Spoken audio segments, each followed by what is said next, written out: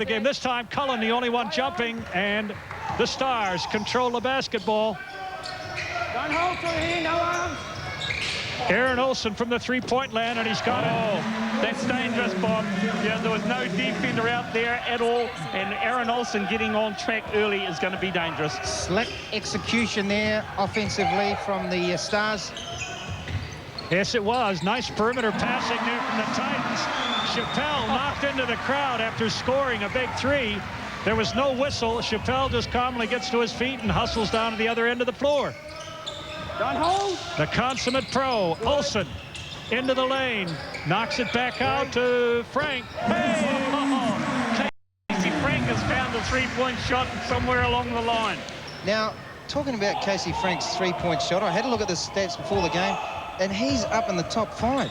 He's shooting a good percentage from the three-point line. No arms here, don't hold. Well, Chris Tupu digging through the stats there. That's an interesting one. Just shows you Casey Frank's versatility. The big guy in the lane makes a fake. He wants a foul, though, so he brings the ball down after the fake. Drags his forearms up, gets hammered, and now he goes to the line. A typical Pero Cameron move, wasn't it? Here we go. He fakes Lindsay Tate here, and all of a sudden Dylan Boucher, hand in the cookie jar, looking for that steal. Gets Pero across the arm. Solid footwork there from the big fella. Solid footwork. No travel there, and kept his patience, and he drew the foul. Yeah, he's another one of these consummate pros that we talk about. He knows the game so well. He plays within himself so well, and he's always aware of the game situation. When to shoot, when to pass. Olsen looking inside, finds Frank, who goes baseline, has to knock it out. Homick misses the running one-hander. Glenn Joe off to the races, pulls up, feeds Chappelle. Mike Chappelle, it's looking ominous there. 2 shots, 2 three-pointers. Chris, he's on fire right now. Yeah, I mean, you've coached him, Jeff, for a little while there. He is a class act. Good hand. Play on. That was a good move from Glenn Joe. Almost made the steal as Tate went up against him. Tate this time says, I can do it. And he gets a 2 over Glenn Joe. And that's a shot, Bob, of a man that's on form. You know, a little runner into the lane, put it up nicely, a little teardrop. Well, that's right. It was a little message to the youngster, too. Get out of my face, or I'll score over your head. Chappelle steps out beyond the three-point. Oh, 3 and 3 for Mike Chappelle. Throw a bucket of water on that man. He is too hot to start this game. Someone call the fire brigade. He caught fire. Boucher slips between 2 guys and throws it back out to Homick. A couple of offensive boards going the Stars' way, and they get out of trouble there. If there is a weakness in the Stars team right now, Bob, you've got to say it's the outside shooting of the big guys. You know, Dylan Boucher, Mike Homick, Casey Frank. Even though Casey's shooting a good percentage from the three-point line, they're not known for their outside shooting. Well, that's right, and that's the guy you want to have the ball if you're looking for an outside game. Aaron Olsen or Lindsay Tate, who's shooting 51% from the floor, 46% on three-pointers. That's pretty fantastic shooting. Cameron. Oh, Cullen tried to slam the lid on the bucket. Olsen protected the ball so well on that running one-hander, it didn't drop. 4 on 2 fast break for the Titans. Finished off with a 3-point shot by Krishna. That was a good rebound from Casey Frank. He got above Cullen, knocked the ball into Boucher's hands, and at the other end. Beautiful pull-up jumper there. No dribble from Tate. Just class, that was. Now Glenn Joe deliberately walking it over halfway, just trying to slow the tempo down a little bit. Titans with a 3-point lead early on. Hands good. Cameron, bounce, pushes his way inside. Little hook shot drops. Oh, the jump wasn't that pretty. Beast against beast down low. That was pretty meaty stuff down there, Bob. Absolutely. 6:12 left to play in the first period. We got a timeout taken by the Stars.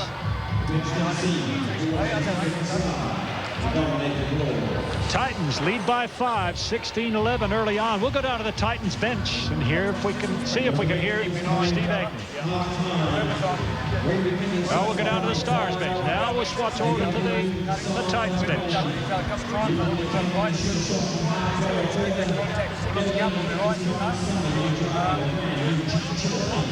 Just got to be aware of that post play. King Stuart's one-on-one with his man. There's a lot of contact there, but there's nothing in it. So Make sure you're finding as soon as we get shots up, as soon as the ball flying, we'll get down there and run. everybody. Yeah, what happened? Just forget about that. Just be strong.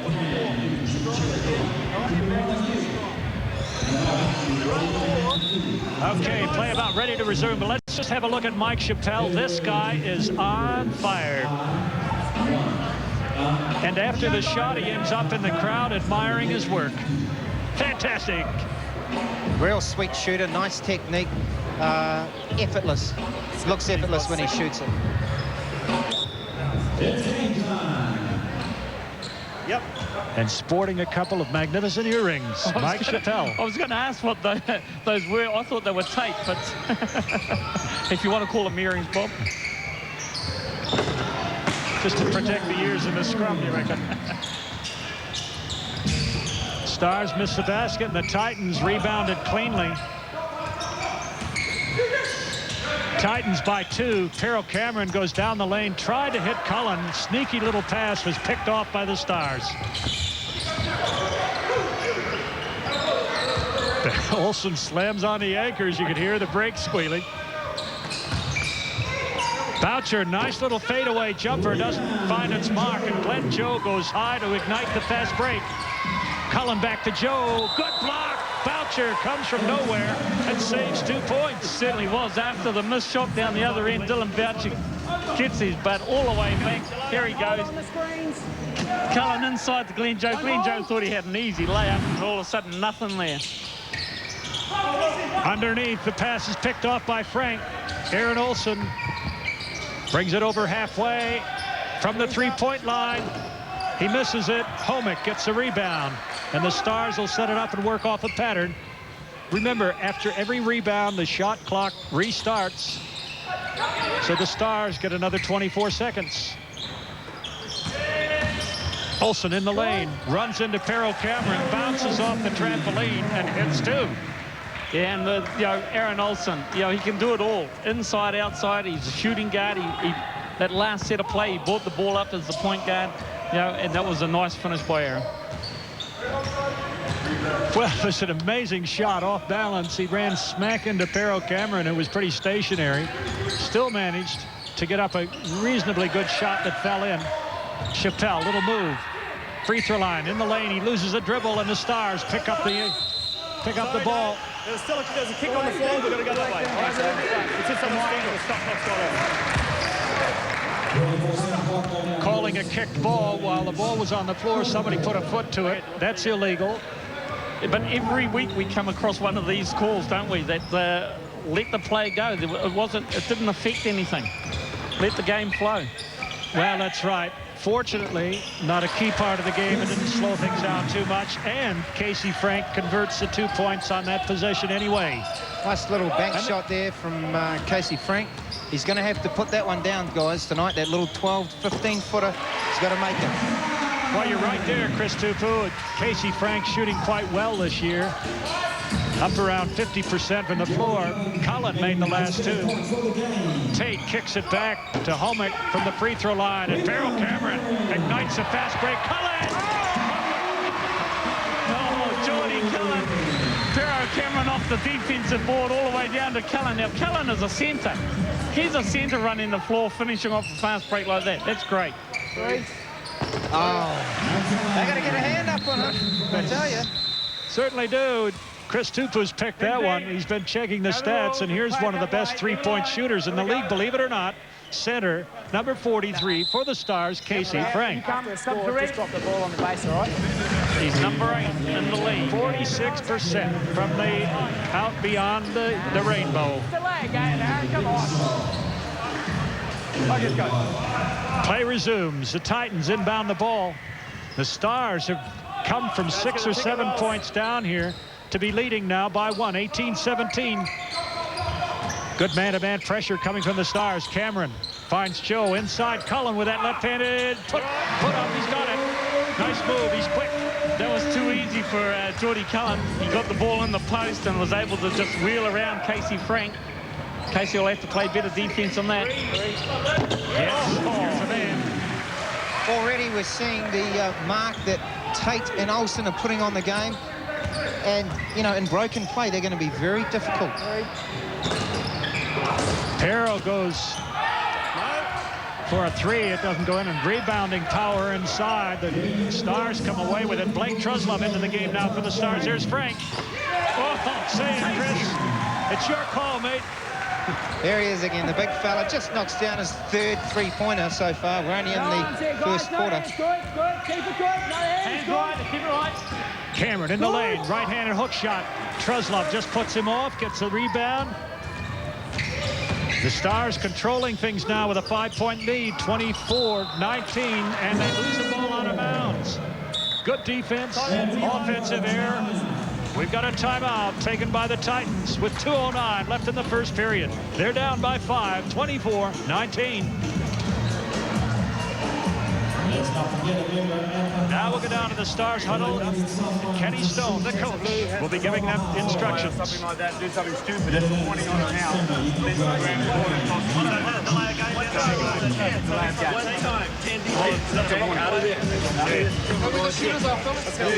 You two guys talk way through. Guys, as much as anything, it's just a different look. Okay, that's it. Offensively, just come down and run 3. Okay, let's run 3. Yeah. We're in the shot spot, but we got to do it on the defense end. You got to do it on the defense end. Let's go. Let's go, team. 1, 2, 3.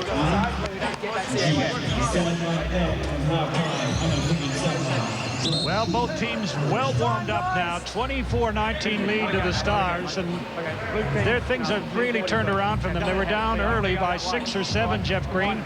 They've ripped right back into the lead. That's about a 10, 11-point turnaround very quickly. It is, and it's on the back of some 3-point shooting. And if we look at the field goal percentages right now, Bob, for both teams, you know, one team, the Titans, shooting 60 from the 3-point land, and the Stars shooting 80. So that's a stark contrast from last week, wasn't it? That's phenomenal shooting.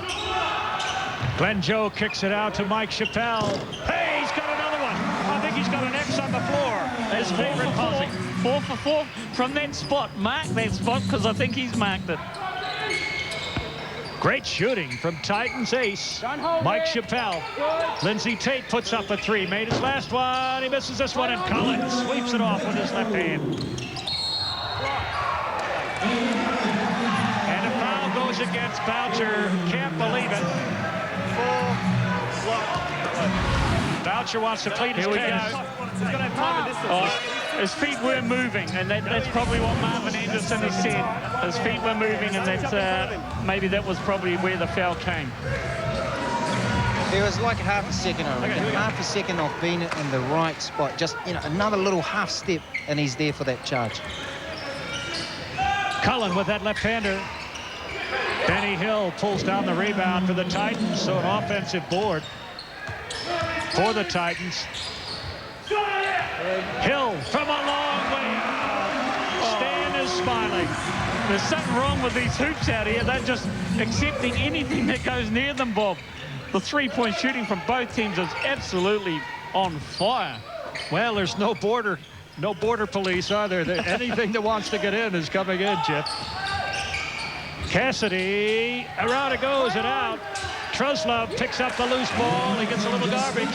And that's the benefit equally. That's the benefit, isn't it, of Blake Truslove being able to pick up the garbage in and around the basket and get that. Oh! Now, anytime Benny shoots 1-3, the next play you got to watch out for him, because he's not afraid to put it up there. And see, that's the problem with, and Casey Frank's now just telling Blake Truslove, sure you can get down the other end, but you've got to understand, Benny Hill is a 3-point shooter. Oh, nice backdoor play. Beautiful execution there. Whacked by Krishna. Excellent backdoor play. 15 push, 2 shots. Behind you. Sub blue. Fantastic shooting, 6 of 8 from the three-point arc for the Titans and 4 of 5 for the Stars. And we just caught the end of that play, but Prem Krishna just turned his head for one split second. That's all that Cassidy needed, and he made a beeline for the basket. Great backdoor basket there. Okay, 2. Reese Cassidy on the line.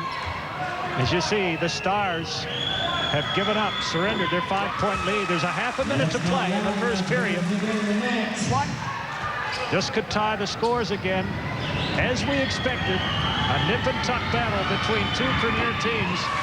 Jeff Green reckons this is the premier lead-up, I suppose, to the final. This is sort of a dress rehearsal. No hands now, Casey. And it's a bit like a boxing match, isn't it, Bob? Feeling each other out right now. You know, no one's really taking the ascendancy anywhere. And, you know, it's going to be like that all game, I believe. No one was going to let Lindsay under the basket that time. At least of all, Geordie Callan. The border police were out in strength. Here we go. Lindsay Tate ball fake goes into the lane. That wasn't a foul, that was a mugging. That says, get in the car, boy, we're going home. Tate on the free throw line. He shoots very well from the free throw line, up around 80%. I've got him down as 80% on free throws. Makes them both. These are very, very friendly baskets. Either that or these teams are red hot. Joe, nice move to the hook, a little finger roll with the left hand. That's class. Aaron Olsen. Oh, unbelievable basketball right now, Bob. Both teams not taking anything away. They want to shoot the basketball, and they're shooting it well. Well, compliments of Olsen. The Stars take a 2-point lead into the first break. It's a 32-30 lead over the Titans.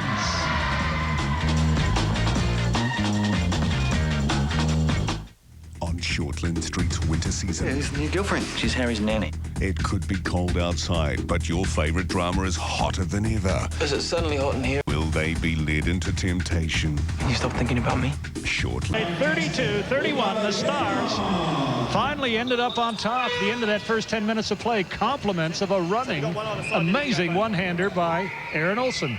It certainly was, but I've got to tell you, Bob, the Stars aren't going to win this game if they compete in a foot race with the Titans. The Titans are probably the premier team in this country in terms of fast break basketball, and the Stars are running with them at the moment. They need to slow it down a bit more. Can you believe that move? Prem Krishna, body control, unbelievable. And a lot Tie of ball height. game now. A lot of height on that shot. It was a great move from Prem Krishna.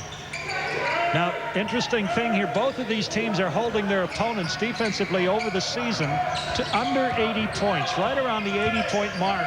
And each team has scored 30 points in the first period. We've got an offensive blowout here. We continue along those lines. And that's why I say, Bob, I don't think the Stars are advised to keep running with this team, because, like, you know, they need to stick to their game, and their game isn't a fast break type of game. And I'm sure Kenny Stone wouldn't be too happy. He'd be happy that they're competing right now, but they don't want to get into a foot race the whole game. I agree with you, Jeff. The second quarter is going to sort that out. We'll know better halfway through this period just what kind of a game it's going to be. Cameron bulldozes his way down the lane, and Casey Frank is going to be called for reaching in.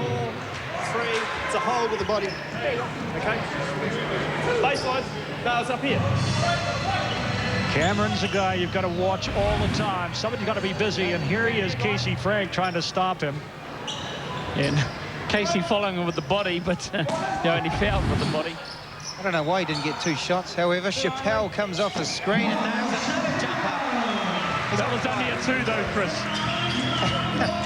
Well, Thankfully. yeah. He's 4 for 4 from the three-point line, Mike Chappelle. 14-point total in the game. Leading scorer, Casey Frank, the leading scorer for the Stars with 11. And a steal by the Titans. Glenn Joe pulls up, gives it to Perro. Hands out, no hands. Good. Krishna into the lane, gives it off to Perro Cameron, who's going to spin. Takes it to the hoop, throws it out. Benny Hill. 3 in a row for Benny. Benny Hill, his 3 for 3 now. Yeah, Chappelle 3 for 3 from the three-point line, or 4 for 4, and Benny Hill. So, like, some real hot shooting from the Titans. Well, Benny Hill is no laughing matter, Jeff Green. Frank comes off a screen, can't find the basket on that 3. He finally missed one, Chris. Yeah. Glenn Joe kicks it outside. Perro waltzes into the lane. Deft little right-handed spin from the left-handed side of the bucket. You get the feeling Perro Cameron's starting to enjoy himself out there. He's got the ball in his hand a lot of the time. He looks comfortable off the dribble. You know, he's running the show. That's how the Titans need to be playing. I hate to say it, Perro looks like he's putting on a ballet exhibition. He's just so nimble this afternoon. Some of his movement with the ball has been superb, absolutely superb. Yeah, he certainly is, Bob. And, Perro, when he's in that sort of form, he's really hard to stop. And, that last play, he went into the lane, pivoted around, and a nice, easy basket off the glass. And the Titans are forced to call timeout with 7:42 left in the half. They lead 39-32. Sorry, it was the Stars who called timeout. Haven't scored yet in this quarter. Kenny Stone not happy with that sort of turnaround. Titans have come out and busted out their own 7-point lead. That's a good point. It's a 9-0 run to the Titans to rip into a 7-point lead here.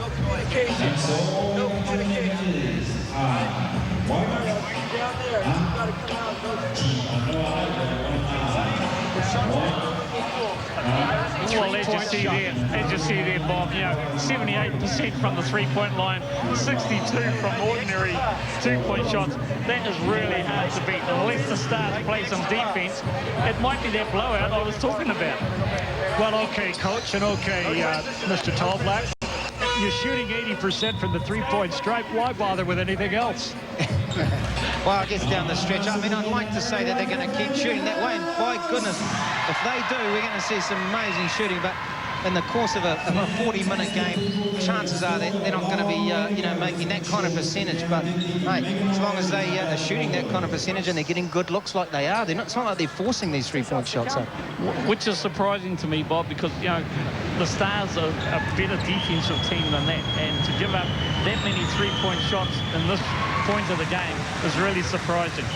Okay, guys, one shot with vision on the shooter, all right? Well, on the free throw line, Cassidy makes the first, the second to come. 7 minutes, 41 seconds left in the first half. He makes the 2 free throws and immediately into the game come a couple of substitutes. Smith, number 21 for the Titans, and Mike Homick, number 40 for the Stars.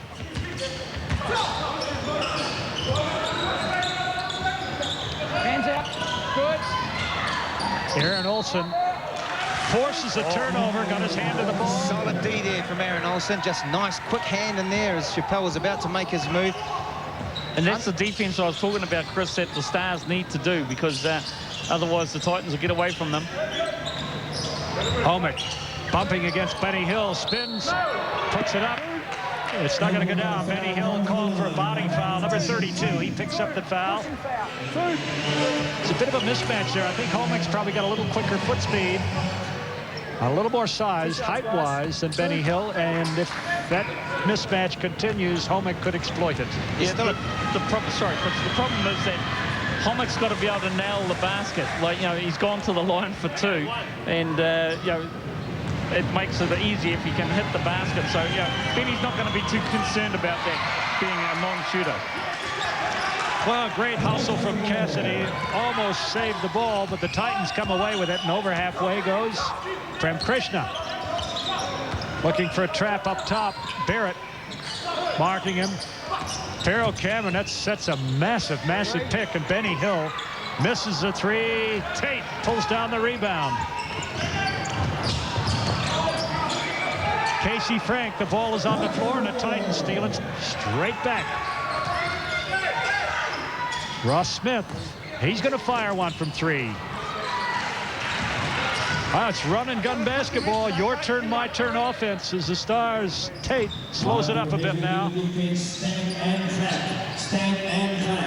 Baseline, Barrett spins against Ross Smith. Good mismatch, and he misses the 2-foot putt. Oh, you've got to be kidding.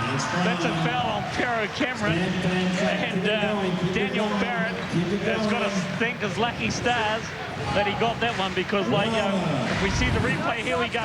Daniel Barrett goes on.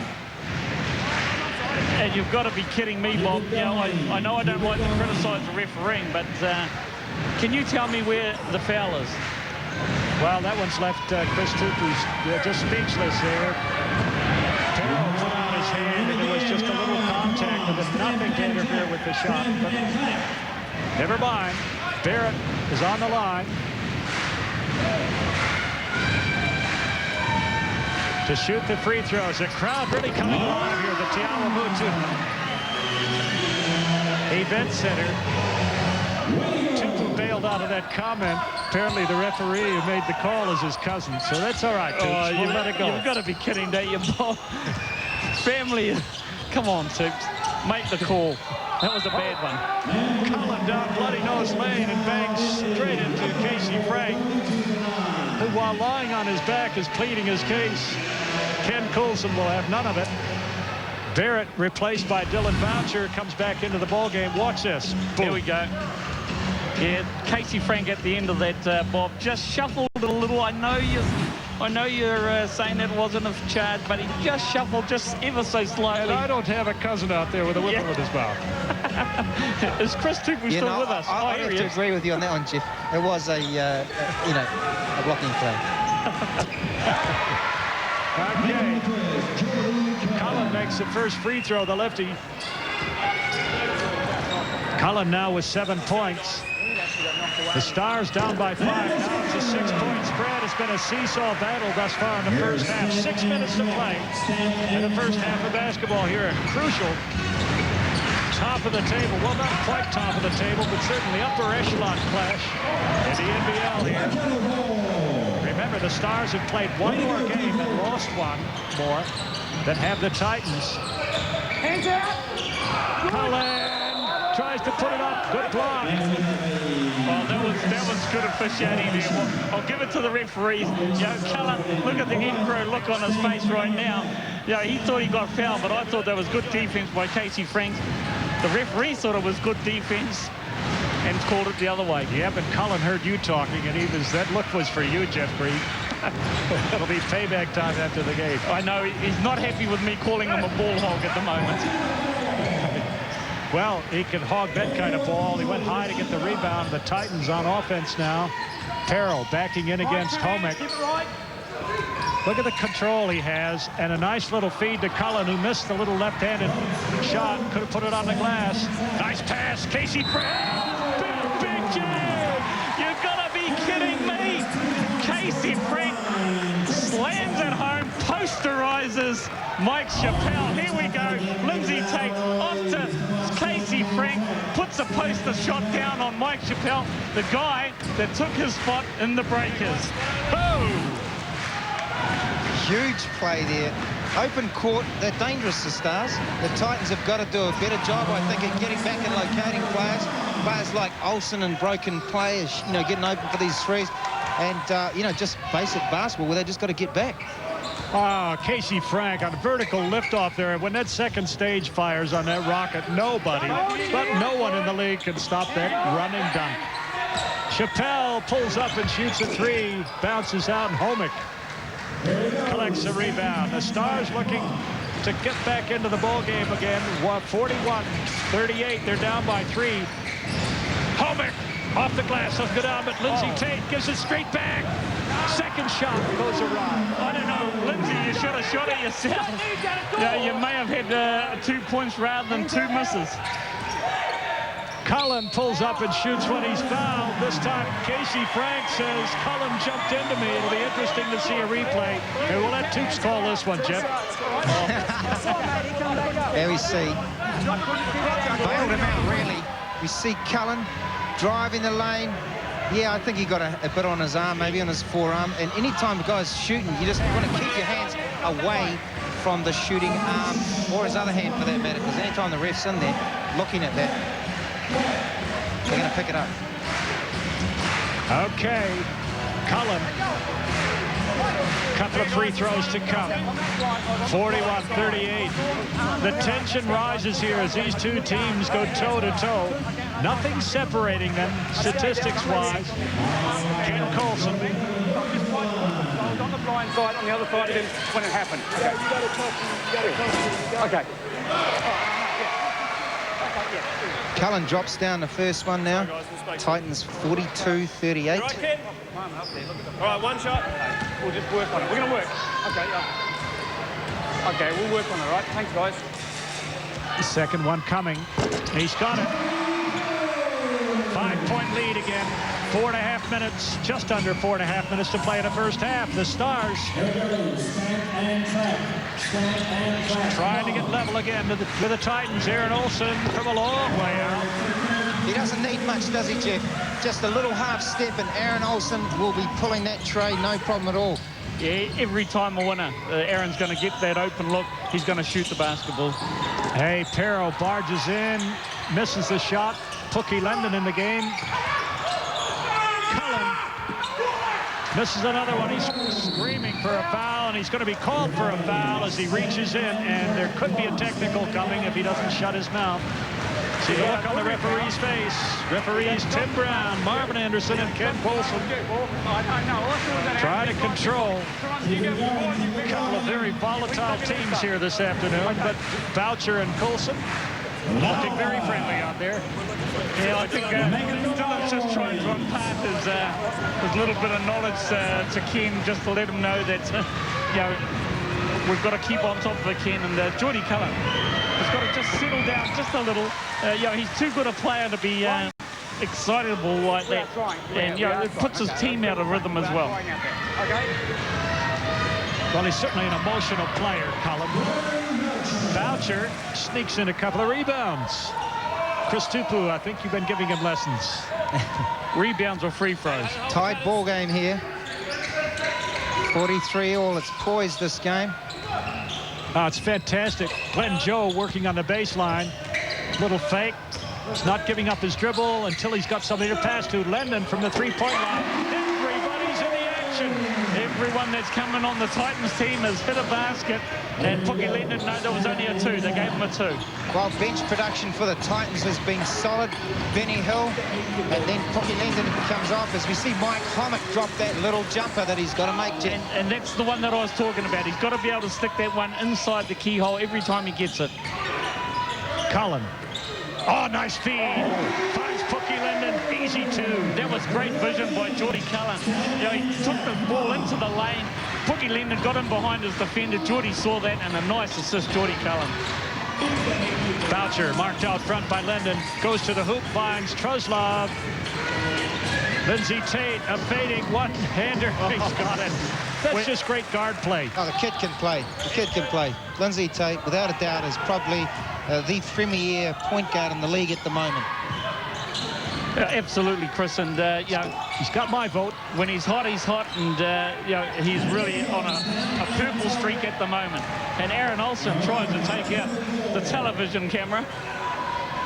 Well, and just when the Stars had a possession, they could have gone into the lead. Here we go. The outlet pass goes astray. Oh, that was good looking. And Aaron's left his fingerprints all over the poor camera.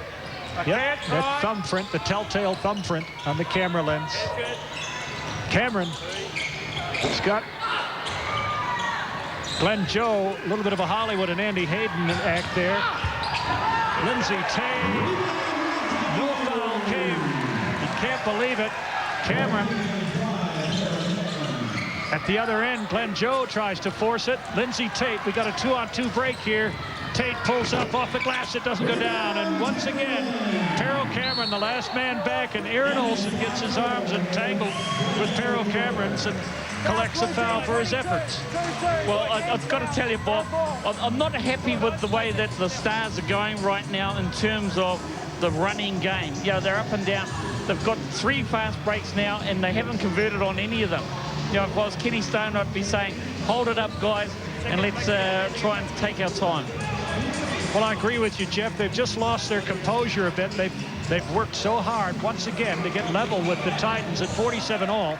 Under 2 minutes to play in the first half, and then things seem to go to their head And away they go to the races.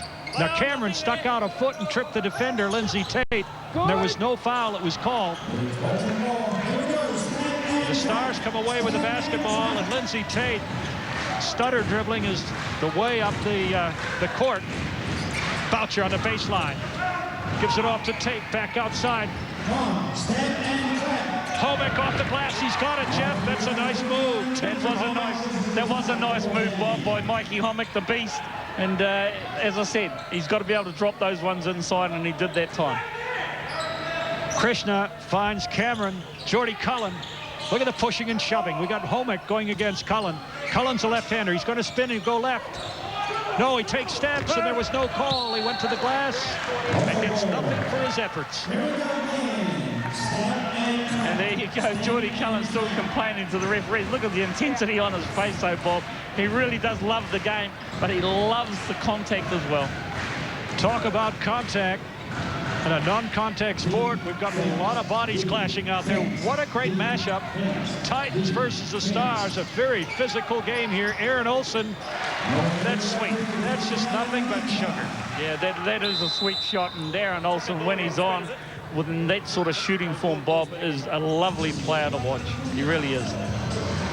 51-47, the Stars have established a 4-point lead, and we're into the last minute. In fact, there's only 31 seconds left to play in the first half. What's been a seesaw battle right from the opening moments. Stars were down by 6 or 7. They regained the lead. They've dropped back by 5 again. Then they leveled, and now they're ahead 51-47. Linden's got a nice little feed from Cullen. And as we see again, Jordy Cullen not only can score the basketball, but he can also distribute it. And that was a great feed again. Here we go. 14 seconds left to play in the first half. 1 possession. The Stars don't want to give up the ball until they take that last shot. Now Tate will keep the ball in his hands. He kicks it out. Truslove off the glass. He's got it. Clinical. That was a lovely basket. And I don't know if that was exactly what they planned to do to get the ball to Blake Truslove, but he certainly finished it off nicely off the glass, Bob. Well, Truslove moved outside and scores the last 2, so the Stars at halftime lead the Titans 53-49. Stay with us. We'll be back after this break. Fascinating tussle here between 2 top teams. Let's look at some of the first half highlights. First quarter, the Stars started at everything. Dropped in, Tate with a 3. Boucher kicks it back and wants a little shot from Olsen. Boom, off Pharaoh Cameron, and in it goes. But the Titans stuck with them. Cullen very active, and at the end of the first quarter, it was a 2-point lead to the Stars. Second quarter, Pharaoh Cameron began to weave his magic into the lane. Look at that lovely little body control, and gets the 2. Coming over the top, Aaron Olson for the Stars hits a 3. Wonderful shooting from both teams. And the benches from both teams really came out and fired up. Linden with a 3. And Mike Homek for the Stars underneath. A couple of crucial baskets. So at the end of the first half, it's a 53-49 ball game. Tab Baldwin joins me halftime. It's playoff kind of basketball, Tab, but it's what you expect from 2 teams like the Titans and the Stars. And it takes on an added significance, obviously, with recent results. You know, teams going down south and not able to get wins against the Canterburys, Otagos, and the Taranakis. So this game, all of a sudden, when it was a fight for a playoff spot, now almost becomes a fight for the first place and the top seed in the league. Now, Tab, from what you've seen so far this year in the league, are these 2 the top sort of 2 premier teams? Do you expect to see these guys in the playoffs? You know, Chris, I think it's on, and I hate to say it's the old cliche, but on any given day right now, any one of the top 6 teams can win this championship. So the real fight is going to be who's going to be there on championship night. And just finally today, you got to pick today for this game? Well, you know, you have to go with the home side, I think. And, you know, my heart's been with Auckland for so many years, but a lot of those fellas on the Waikato team are good guys and good friends. But the home side, it's so close right now, you kind of have to tip it that way, but we'll see. Well, enjoy the second half, Tab. Thanks, Chris. Okay, 3-pointers. Mike Chappelle hit the first 4 that he took in the ball game in a row. Here's the second one. Absolutely sweet shooting. But everybody was burning it up as Casey Frank knocks down a 3, and Benny Hill hit a couple in a row. Everybody but everybody has come in and shot very well from out beyond the three-point stripe. Well, Jeff Green, mate, this is the sort of game that I came to watch. It certainly is, Chris, and because if you look at it, I think the Stars have got to slow down, though, because even though they're in the lead by 4, unless they slow down, they'll get in a foot race, and that's not going to be good for the Stars. And, you know, the Stars are a half-court team, so let's stick to that, but it is a good game. And how about that start from Mike Chappell? Was he on fire or what? Mate, we called for the fire brigade, and if you look at it here, like, you know, Mike Chappell, 1-3 there, you know, step back, it was nice and easy. You know, another one there, and he's marked an X on the spot, hasn't he? Well, he likes that little corner spot, but he's good at getting open, and he's good at catching and firing. Now, also, the big fellas, they're getting the job done at both ends of the court. You know, there's a few slammer jammers going down. Yeah, it certainly is, and there's been some nice dunks, and if we watch here, if you look at it here, you know, Geordie Cullen, that's a centre getting out on the fast break, slam dunk there. And this is probably the best one of the whole game. Casey Frank posterising Mike Chappell, that was awesome. Well, who are you picking, Jeff? It's a tough one, Chris, but like, you know, at the end of the day, I've got to be loyal. I'm a Hamiltonian. I'm going to go with the Titans, but it'll be close. Well, make sure you make your cup of tea now, because coming up next is some great basketball action. I'm looking forward to it. Stay with us right here on the home of hoops, 2 Sport.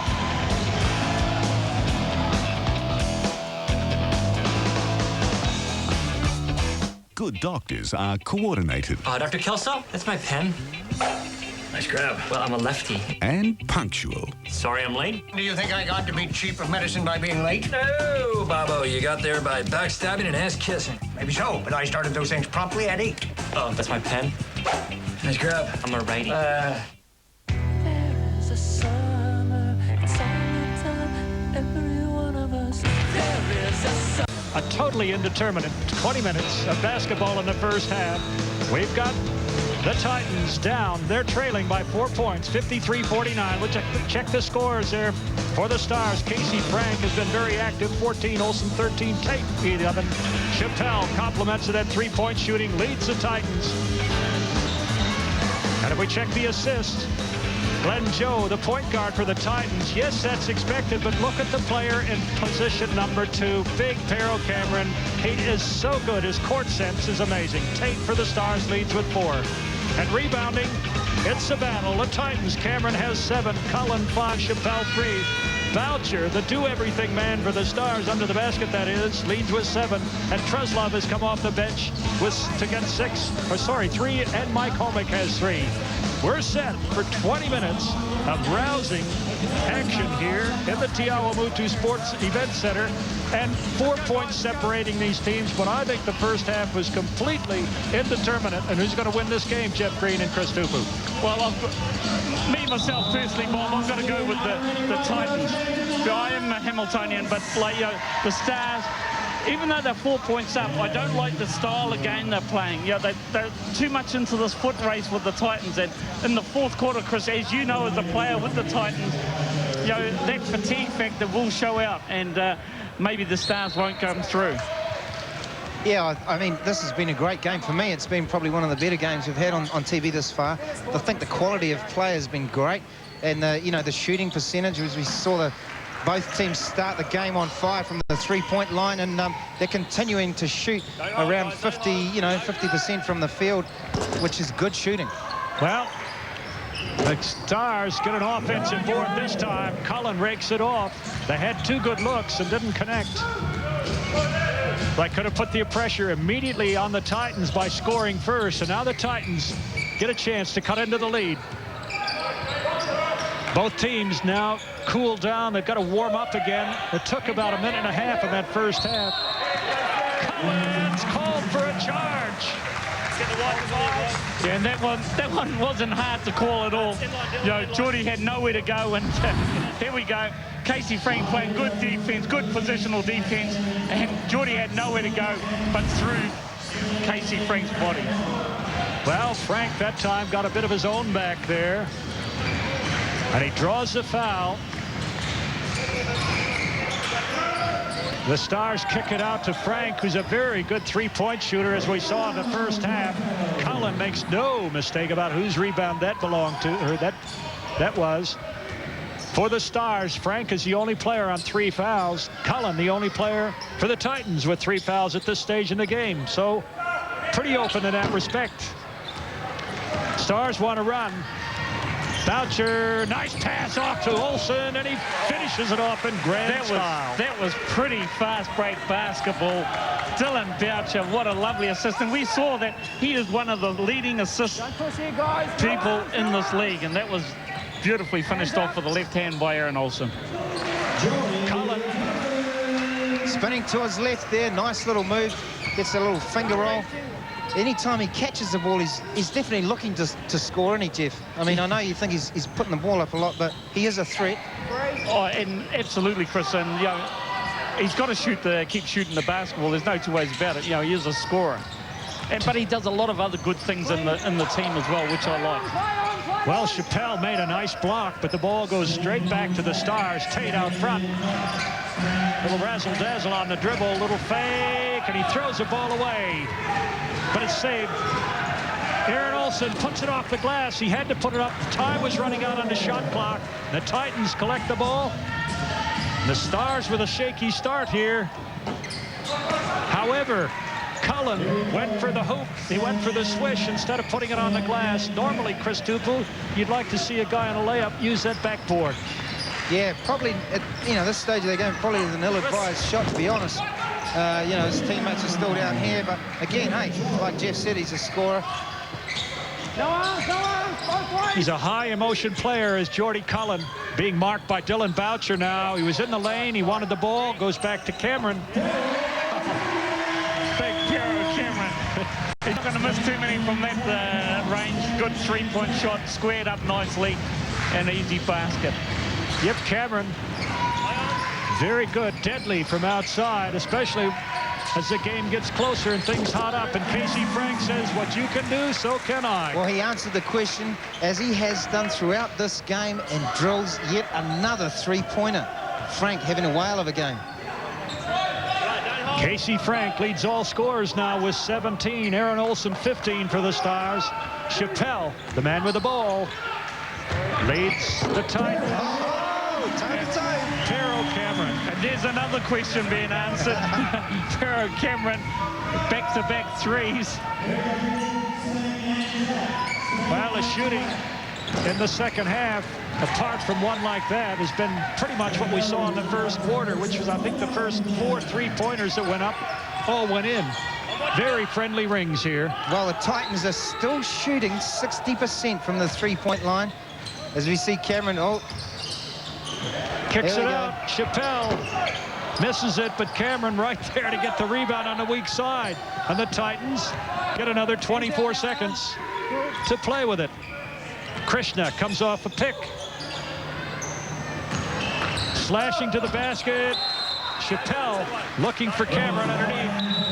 Now the ball is said to have gone out of bounds on that pass. 3 Titan players protesting otherwise, but they thought a star player touched the ball as it went out. Never mind, possession goes to the Stars. We will never know. One of those things that'll go unanswered, Bob. The hand of God. Oh, nice move to the hoop by Boucher, who passed up an easy left-hander. Passes it to Frank, who's fouled. Big foul here. Cullen picks up yet another foul, and he'll take a ride to the pine there. And here we go. Dylan Boucher goes down the lane, off to Casey Frank, Jordy Cullen. And Jordy Cullen's complaining that Casey Frank put out that elbow as he went for the shot. And, I think Casey's got a bit of a good case here, Chris. Casey's got a good case, or Cullen? Casey's got Cullen's got a good case against Casey. Yeah, I thought he did put a little elbow on the side there, but however, Frank to the line now to add to his 18 points. Well, I think Boucher, just to disagree with both of you, I think Boucher should have shot the left-handed layup. He was there. He was 2 feet from the hoop. And he had the sitter. But the unselfish player he is, he tried to make that extra pass. Inside, Benny Hill. Oh, Benny Hill. Turnaround jumper. That's a touch shot from a big guy. Yeah, and really good production from him coming in off the bench. Just what Steve Agnew needs. Truslove in the game for the Stars. Bit of size in there. Aaron Olson doesn't quite make the shot. Benny Hill gets a rebound and boxed Truslove off very well there. It's turning into a chess match. Chappelle slashes baseline on the glass. It doesn't go down. He gets his own rebound.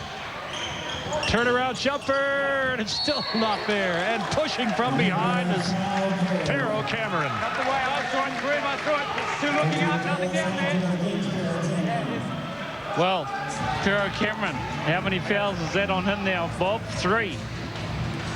Yep. It could be worrying for the Titans. 3. Just a moment ago, I said nobody really was in foul trouble. Cullen was on 3. Well, he's on 4 now and riding the pine. Cameron has just picked up his 3rd. Lindsay Tate going against Glenn Joe, comes off, uses the pick nicely and pulls up to shoot a 3-pointer. It's not there. And look at Casey Frank. That vertical jump of his is pretty impressive. It certainly is. And in training camp at the Breakers, he had one of the biggest vertical jumps in the team. So, and there you go. Another breaker. Blake Truslove finishes off from a Dylan Boucher assist. That man keeps the streets clean, does he not? He's out there picking up rubbish all day, every day. Joe from deep fires a 3, can't find the mark. On you, he had the ball, you came through. Now 24, 2-4. Hands, baseline. Foul Dylan Boucher. That's 3 on Dylan. Now the fouls are going to be an important part of the game in the second half, Chris Tupu. A couple of key players. You see here, Chappelle gets munched. The foul is given to Boucher. He's on 3. Casey Frank is on 3 for the Stars. Benny Hill, a little fadeaway. Oh, so sweet. Benny Hill, when he's on fire and playing like that, Bob, he can score from anywhere on the basketball court when Benny Hill's got his eye on like that. That time he went to the fadeaway, which is such a hard shot to defend against. Boucher's no slug. As we see Tate fire another 3, can't find the mark. Now Lindsay Tate shooting 46% on the season from the 3-point stripe from way outside. Krishna, and look at Casey Frank get up on the glass. Aaron Olson underneath the basket kicks it out, and Glenn Joe just steals it right back for the Titans. Glenn Joe has been pretty quiet offensively, but he's ever present defensively. They look to go down low to Benny Hill again. And again, he provides the spark off the bench. Benny Hill in the game here. Titans out to 1-point lead. That is sweet, Chris. That really is sweet. As I said before, Bob, Benny Hill, when he's on, he is a sweet basketball player. Well, that's no joke. Benny Hill now, the leading scorer, 15 points for the Titans, has come from nowhere virtually. Now Krishna, uncharacteristically quiet here, picks up a foul right here. And this is the problem, though, isn't it, Bob? And I've said it all along. With the big 3 of the Titans, they can win your ball games, but it's the other guys that are going to have to contribute and really the glue amongst the rest of the team. And that's where Prem Krishna and Glenn Joe, you know, sometimes they just get into a mold and let the other guys go. But, you know, they really need to get it there and really become the glue of the team. Yep, with 2:37, we got a timeout. The Titans, as you see, lead by 1, 63-62. But, hey, now it's time to get to know this great game better. Here's your next tutorial, compliments of EA Sports. In basketball, playing defense is just as important as playing offense. Playing defense can be contesting the shot, stealing the ball, or controlling play of the ball. Every basket you prevent is worth 2 points to your team, and possibly 4 if your team scores from the stop. Play D with pride and tenacity. You can have an off day shooting. It happens to the best players, but there's no excuse for an off day on defense. Control your opposition. Don't be controlled by them. Don't allow them to get good position on you. On defense, be tough, tireless, relentless, and respected. Well, what did you pick up there, Jeff Green? Well, the only thing I picked up there, like, that was a great little montage. I thought EA Sports have done a great job there. But the thing that I was worried about, Bob, my beloved LA Lakers weren't featured on there. Every other NBA team was there except the Lakers. it was all about defense, Jeff, and they're probably more offensive-minded. Come on, let's be fair. Let's be fair. Olsen from the free throw line. He's almost, scores leveled.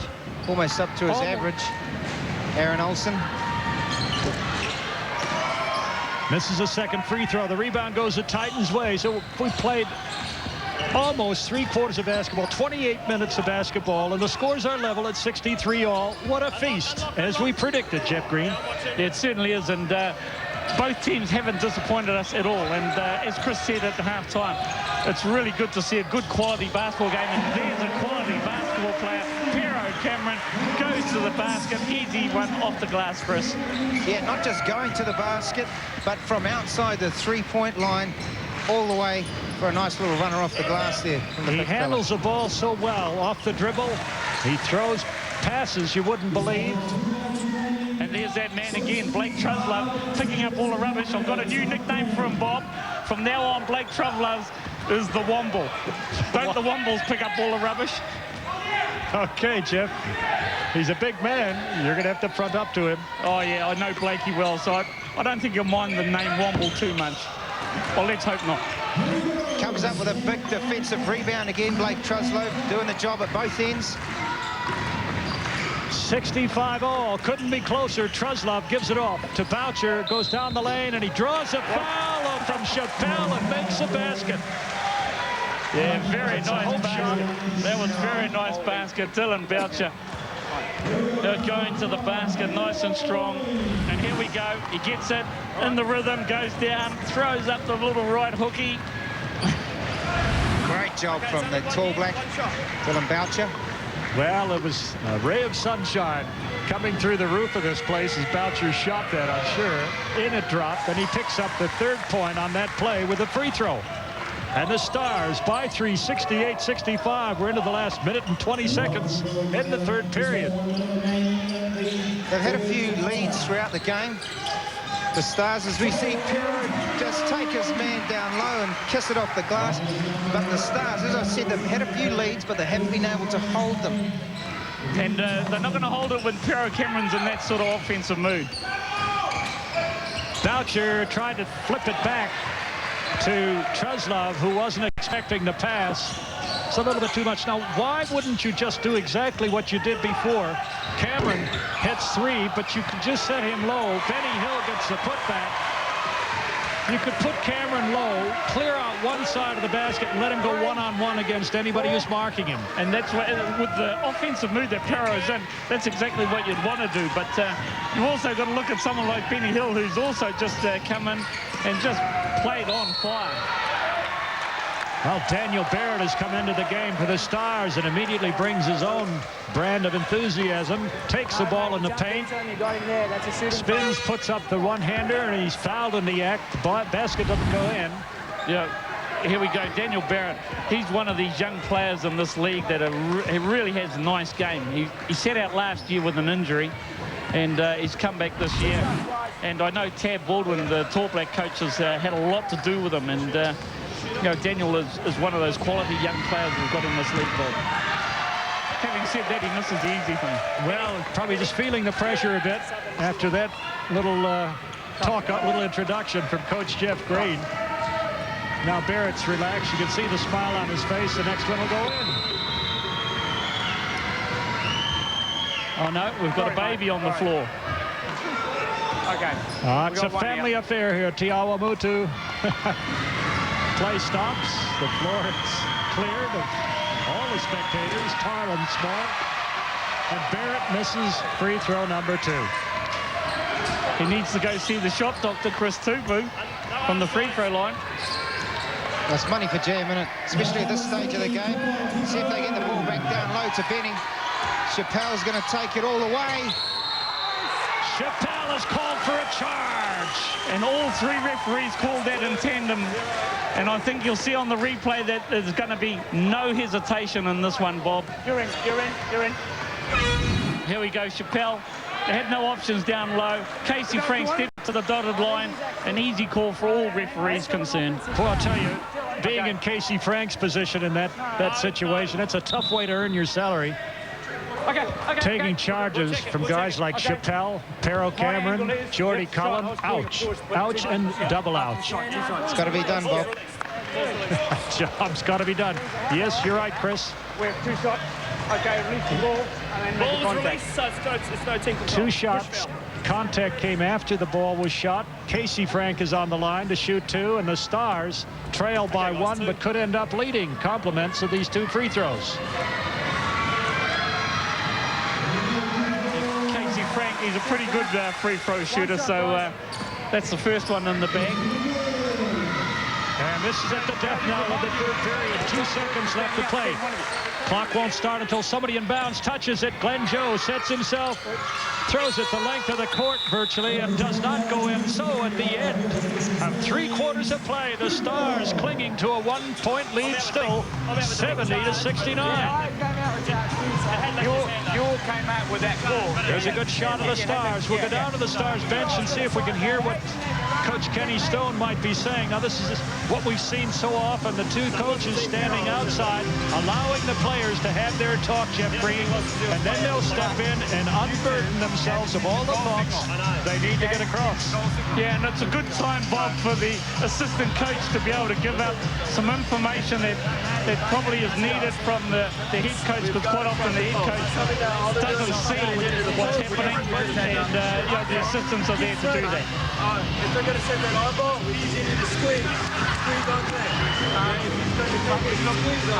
Well, Kenny Stone has seen their 4-point halftime lead shrink to 1 point, and it's all on. It's virtually tied up. Chris Tupu, can the Titans end up winning 1 quarter in this ball game? And it'd be the most crucial one, which is the 4th period. Can they do it? It's fair to say this game is going to go down to the wire, and I mean, you know, you look at the Titans scoring pretty even, but so is the Stars. I think all around the court it's an even matchup.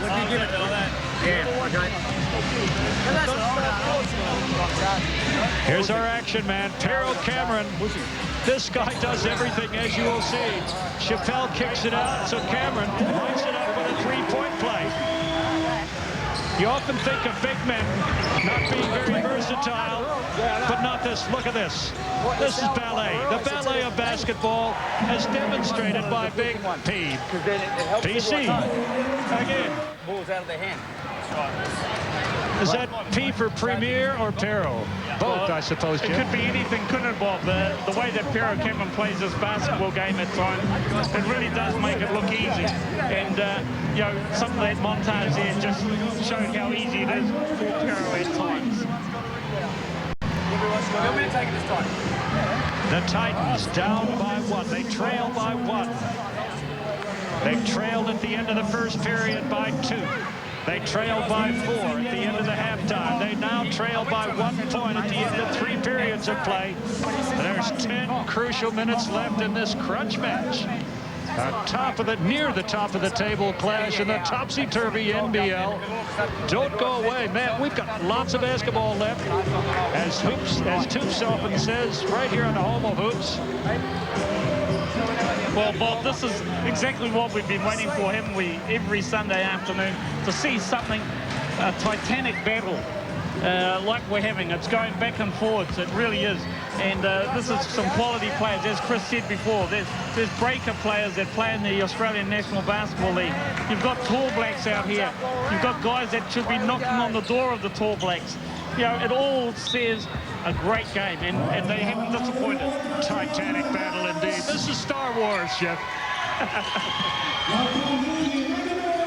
Benny Hill marked outside by Frank. Pookie Linden couldn't get the pass, and the Stars start the 4th period with a steal. Boucher down the lane, and he's going to be fouled. Well, it's an unusual starting lineup that the Titans have got out there as well. Both Pero Cameron and Geordie Cullen on the bench at the moment. So, you know, interesting. Here's Dylan Boucher. He was going all the way. He wasn't even going to stop. 2 guys. You notice how the shooting is dropping off as the game wears on. Little ice coming into these elbows. Both teams shooting about 47, 48% from the field. Three-point shooting down around 43% for the Titans. 9 of 21, 6 of 16. That's just under 40% for the Stars. And I guess, Chris Tupu, that's really a sign of the tightness, the intensity of this battle. Yeah, it is. I mean, these guys know that we're getting near the money stage of the season. They probably know in the back of their mind they're going to meet somewhere down the line, and it's going to be do or die in playoff basketball. So, I mean, this is two of the top teams in the league without a doubt. And Chappelle made a nice move, but it was out beyond the three-point line. It didn't go in, and two players, Frank and Boucher, both had a hand on that rebound. Hand drop. In the corner, Olsen into the lane, looking underneath for Boucher, who comes out of the scrum with the ball. Gives it to Lindsay Tate, who puts it off the glass, around and in. That's clutch shooting. And because Lindsay Tate, he went scoreless in that third quarter, so, you know, he has to heat up, and the Stars need him. But, you know, that was a nice little easy basket for Lindsay. Averaging 21 points a game as Lindsay Tate. He's just on 13, so a few more to go yet till he gets to his average. Glenn Joe's trapped on the baseline, gets a pass cross court to Benny Hill, who hits it. He picked that one up, Bob. He was going out of bounds, Decided to throw it up and hit nothing but the bottom of the net. 20 points now for the big fella. Ties the ball game. And Boucher taking it low. Now, Mike Chappelle, who's had back problems for the Breakers and somewhat this season, is holding his back. He picks up the foul. Boucher crashed into him. And I just believe they need to take Mike Chappelle out. He is not looking happy. He's held his back a couple of times now.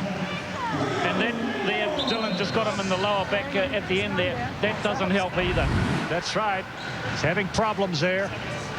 And Boucher on the line. These are big free throws. Everything counts. 72 all. 8 minutes, 21 seconds to play. Now Chappelle, as Jeff said, should be taken out, and he's just been put to the bench, and Jordy Cullen has come back in. Remember, PC, Pero Cameron is still on the bench. He's yet to re-enter the fight here for the Titans. Well, it's a bit like a card game, isn't it? Game of poker. Steve Agnew's forced the players, you know, his trump card at Cullen and bring the big fella back, knowing that he's got one foul to give and he's out of here. He's still got Pero Cameron, is probably the biggest ace that he's got in his deck right now to come back in too, Chris.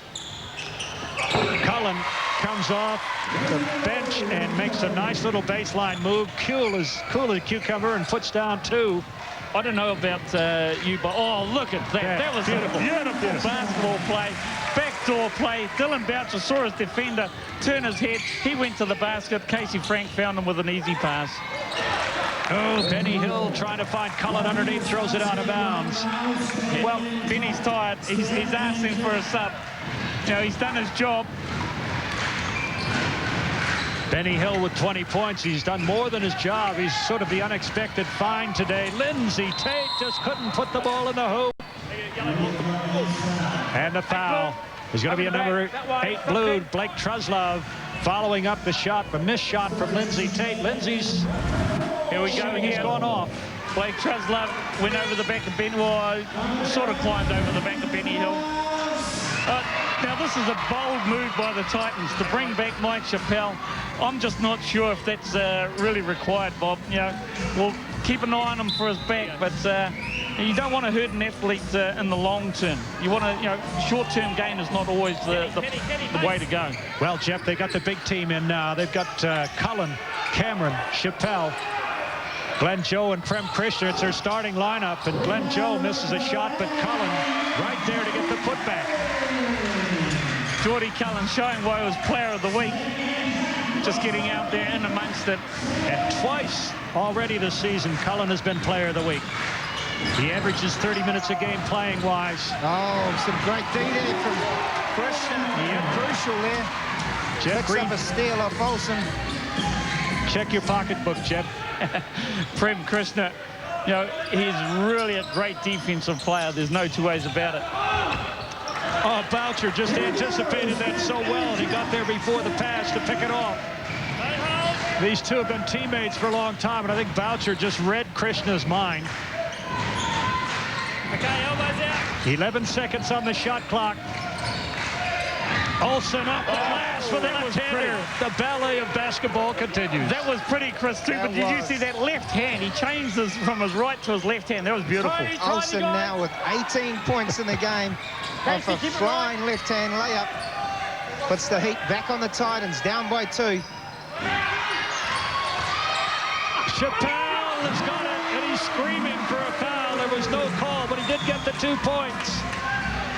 It's tight all the way here, Bob. 78 all.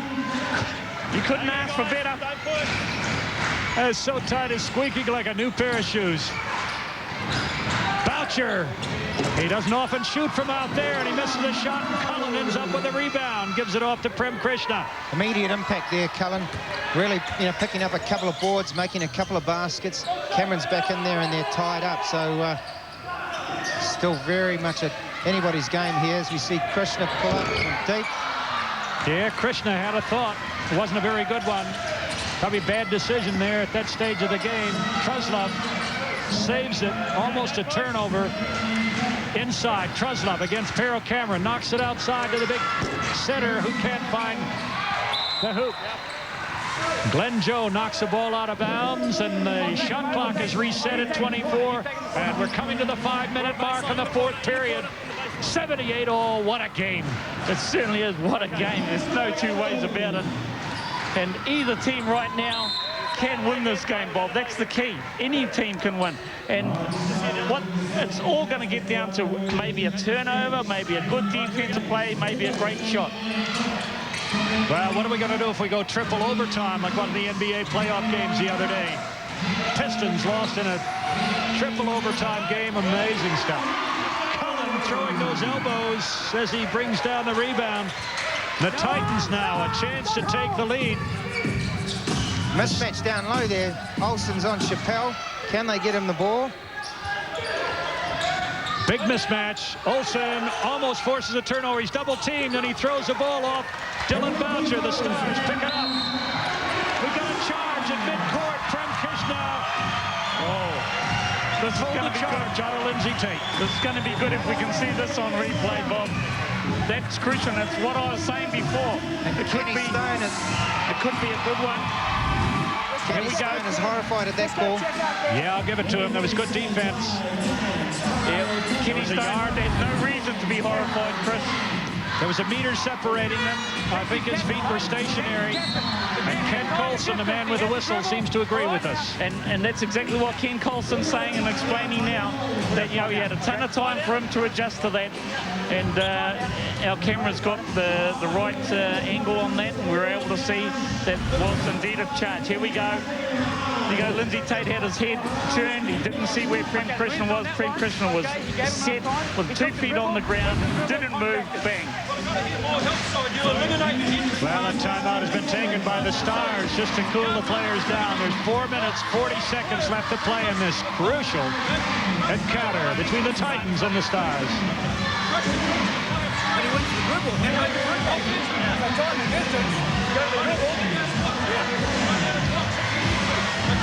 Well, it's interesting, Bob, isn't it? That Kenny Stone, the head coach, hasn't said anything yet in that Auckland Stars timeout.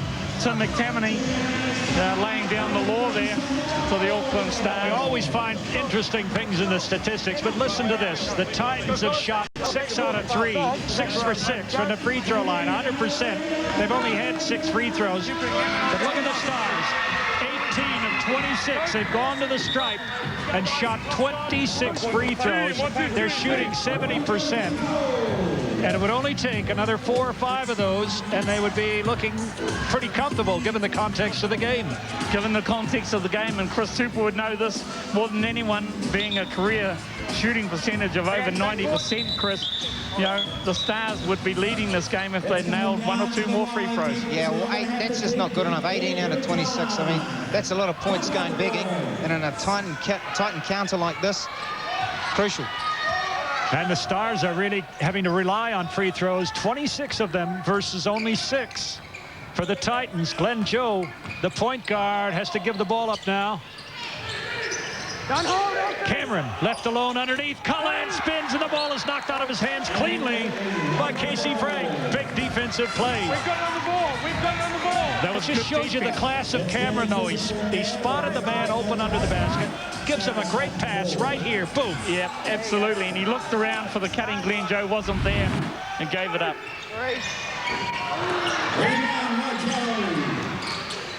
Glenn Joe, good weak side rebound, saves the bacon for the Titans.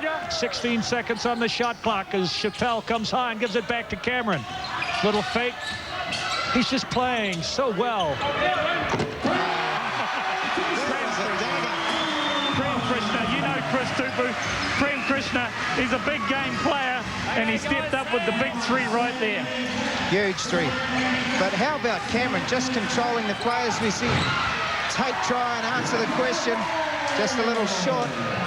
The Stars are looking a little tight. They're freezing up now as Cullen weaves his way underneath to get to it. It's an 83-78 spread. The Stars shooting is falling off. They've got no go-to guy. Nobody's making those clutch baskets. Casey Frank, little one-on-one, and Perro Cameron forces the turnover that goes the Titans' way. Hey, this could be it, another nail in the coffin. And it's what I said before, wasn't it, Bob, that, you know, this game is going to be turned on its head by maybe one good defensive player, an offensive player or something, or a turnover. Prem Krishna broke it open with that three right there. Well, I think it's been the last 3 minutes. Good defensive intensity. Even though the teams have been close, the Stars haven't been finding the basket. And there's the long pass ahead. Boucher picks it up. He saves it. Lindsay Tate on the glass. It's there. Krishna tried to block it and then left him alone. Great control there from Lindsay Tate, the young guard. Showing some, you know, real experience in protecting the ball. Finishing it off well. Time ticking away, as you see, 2 minutes, 40 seconds. Don't leave your seat. Anybody could still win this ball game. 3-point difference. Glenn Joe, reverse layup. It's blocked nicely by Blake Truslove. Joe forcing the shot up. And a pushing foul is going to be called against Dylan Boucher. Glenn Joe did exactly what he had to do. Now, Joe's one of those wiry guards. As a shorter player, he does hate playing against him because he's such a good defender. He's got a long reach, but there he was able to come up with a big rebound, kept his control. He's got some athletic ability, and I think they're just calling Dylan's left arm that sort of hit Joe's arm. Anyway, he's going to shoot too. Yeah, from our angle, it didn't look like a foul, but Kenny Colson was right there on the spot. So we'll have to give that one to Kenny. Glenn Joe makes the first one. Well, the youngster is pretty cool, pretty calm, pretty collected as he collects free throw number 1. That's second to come. 7 rebounds, you see there. That's great for a guard. A point guard at that point, yeah. Well, it puts a little acid on the Stars here. They trail by 5. We're into the last 2 minutes and 20 seconds. The entire ball game. Aaron Olson been very quiet this half. And a blocking foul against number 8. It's going to be Glenn Joe. He's called for the foul, and Aaron Olson, as you see right here, forces it underneath. That was easy. Boom. Coming forward. And in the first half, he got one of those off the glass. Real nice, but that one didn't go for Aaron. They really do need these free throws. It's crucial.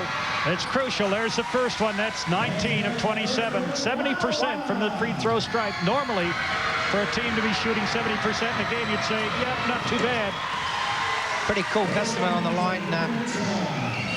Aaron Olson, very good shooter. 20 points for him now. Glenn Joe controlling things out front now. Time ticking away. We're into the last 2 minutes of the ball game, and Cullen takes steps. Here we go. Oh, that was turnover. That was crucial. Geordie Cullen took steps, and that might be the turnover the Stars are looking for to get back into this game. They're down 3. They haven't had a good shooting afternoon from the outside in the fourth quarter, so they need to go inside, Bob. I think there's a rule in this game that says neither team shall be ever more than 5 points ahead of the other. Whenever somebody gets that 5-point break, the other team just seems to come from nowhere and get it back. 3-point spread, 1 minute, 40 seconds to play. Cameron looking underneath for Cullen.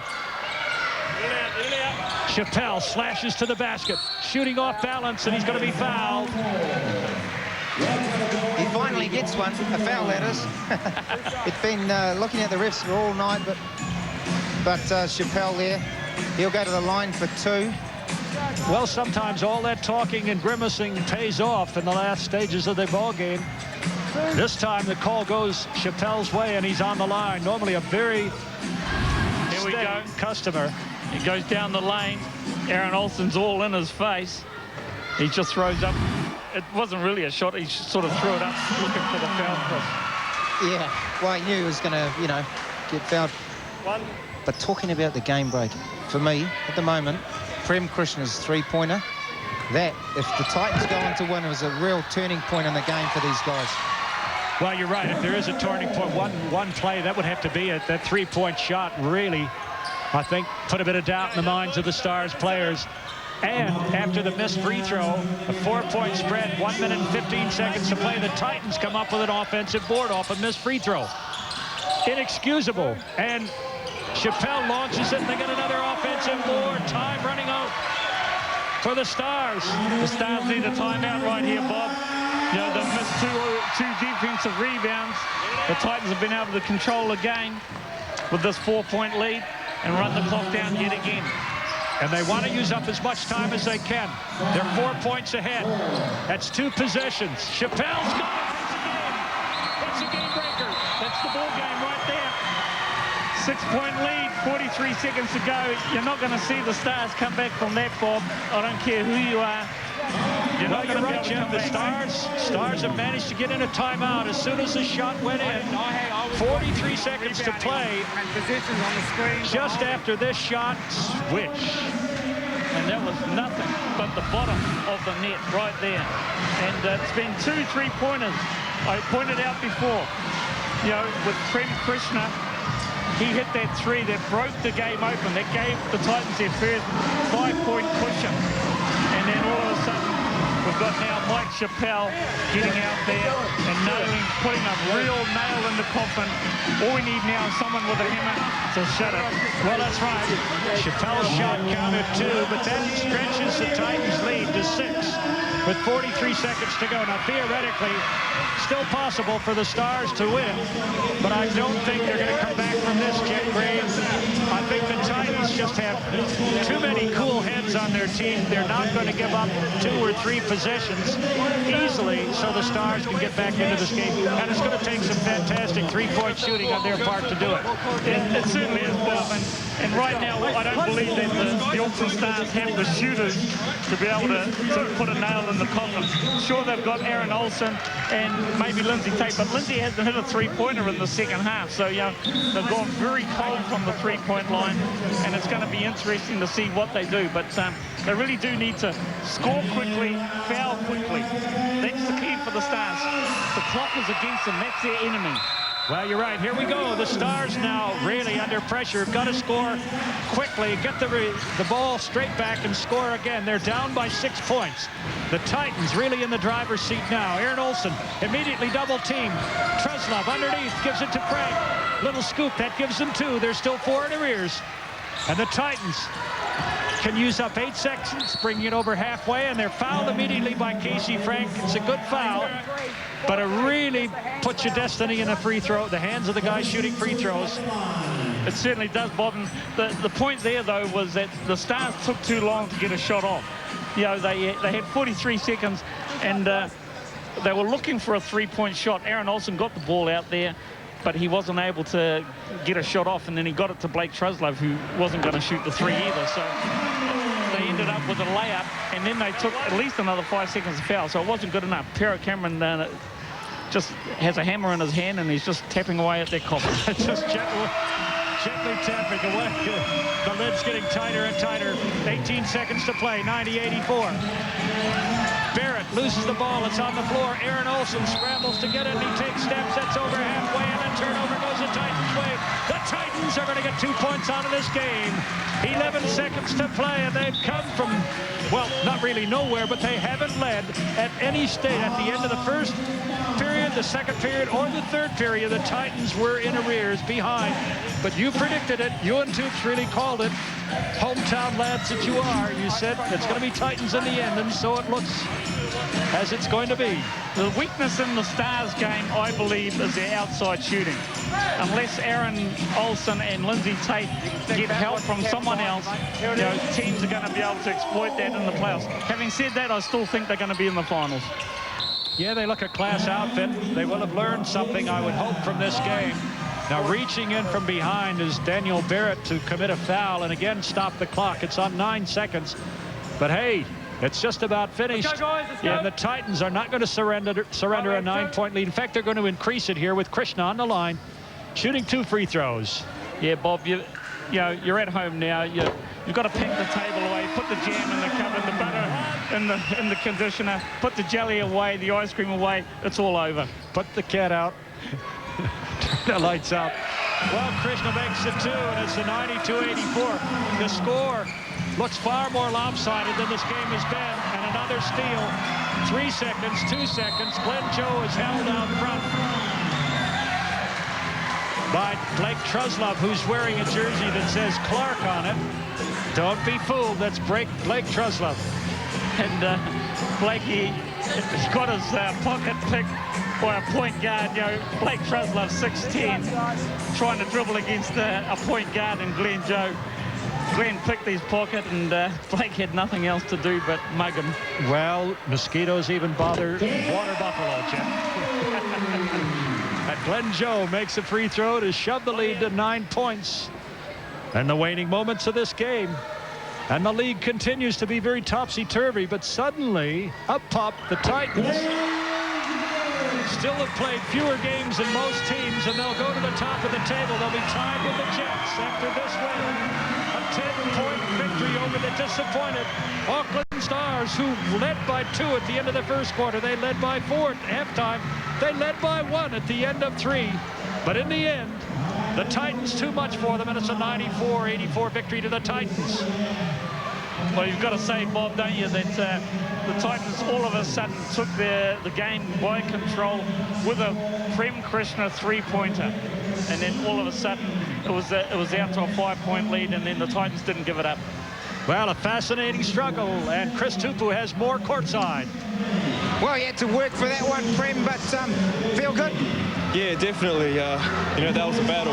The boys played really hard, and you know, it was touch and go the whole way. You know, Auckland really stayed with us, and you know, they pushed us right to the end, and that's a great win for the fellas. And some great performances off the bench for you, especially guys like Benny Hill. Yeah, definitely. You know, Benny Hill, Pookie Lennon, they all stepped up. You know, we knew that Auckland were going to, you know, look to pressure us all, you know, the starting 5, and these guys really needed to step it up on the bench, and they did that. And, you know, full credit to them because, you know. Now, Prem, it seemed like it was playoff basketball, you know, high intensity. Is that what it was like out on the floor? Yeah, definitely. That felt like a final. You know, Auckland came here to win, and they played hard, and they showed, you know, that, you know, they're a force to be reckoned with. And, you know, looking ahead to next week? Yeah, definitely. You know, we've got another big game next week against Taranaki. So, you know, we're looking to the playoffs now. You know, we're looking to put in performances and play good basketball leading up to the playoffs.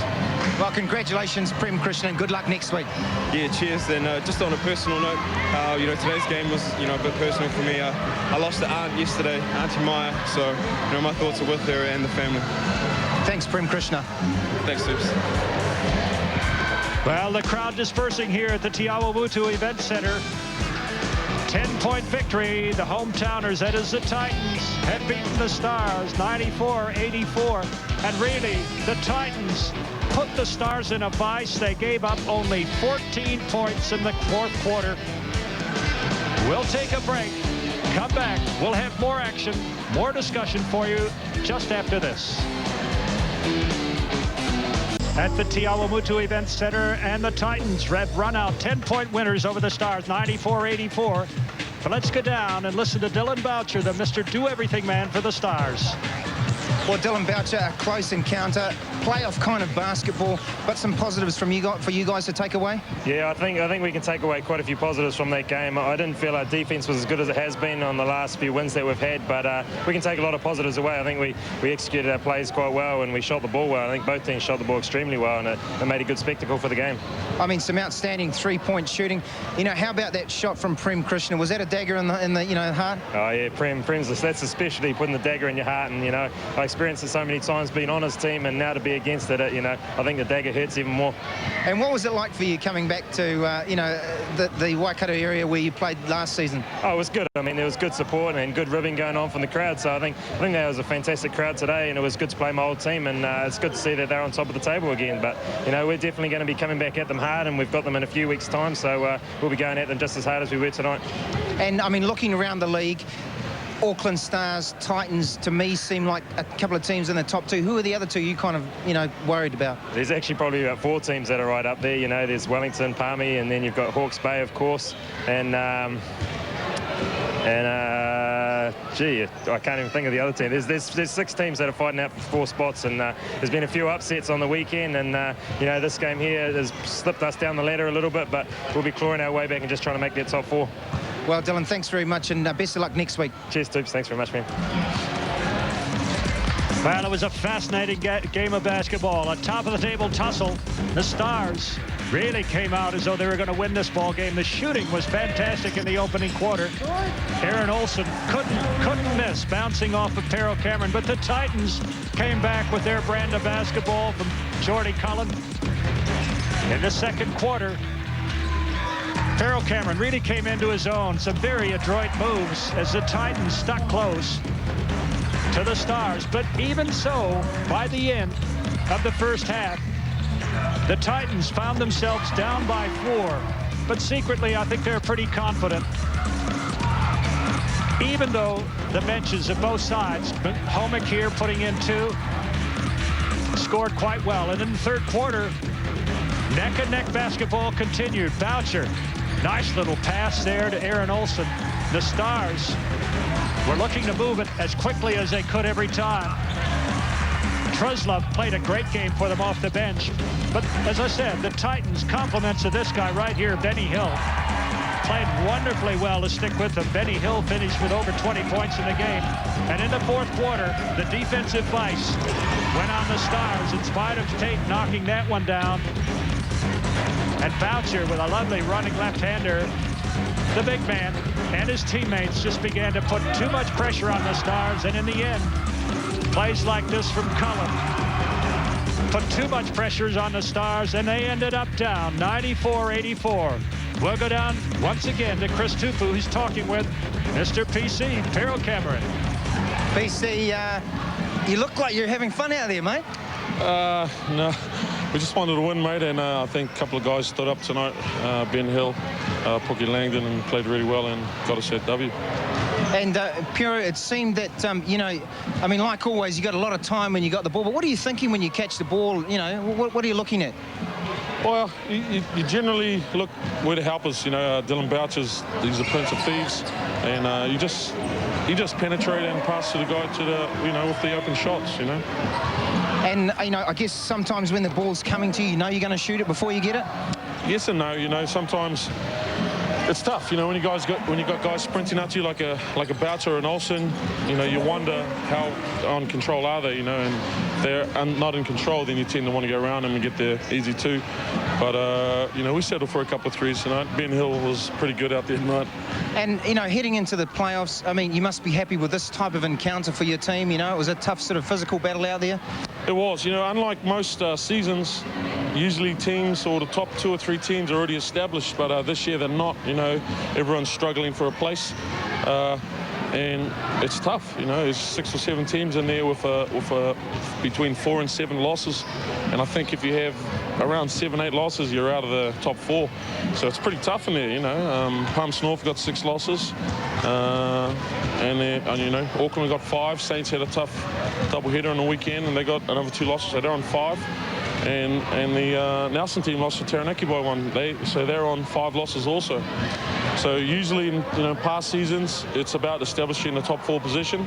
This year, it's getting those results, mate, because it's tough. It's going to go down to the wire, I think. Yeah, topsy-turvy kind of league. Now, Perry, you've just had a season with the Breakers, back-to-back seasons, Breakers, and now, with the Titans. How's the body holding up? Because there's a couple of you guys in that sort of situation.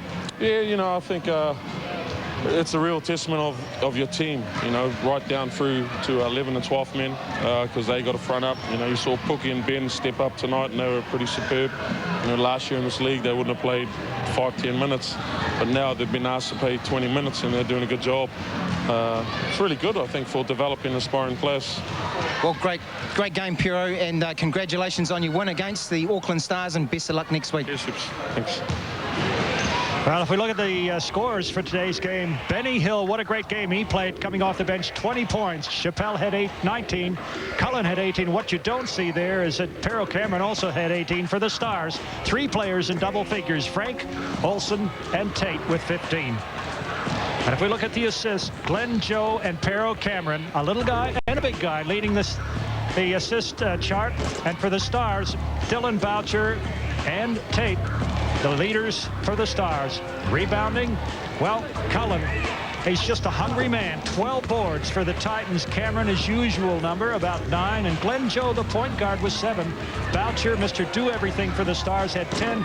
Casey Frank, 6. Mike Homick had 5. Mike, a bit of a tough encounter out there, a few scars and stuff, eh? Yeah, definitely. It's a physical contest. Both teams had a lot on the line tonight, and you could tell by the intensity. It was like a playoff atmosphere. And, it took a while for them to call a foul, and, I know when you got that last foul down the stretch there, you were pretty relieved, eh? Oh, definitely. I thought the refs were good for the most part. It's, I just wanted consistency both ways, and, it was a veteran crew working, and, they're very professional.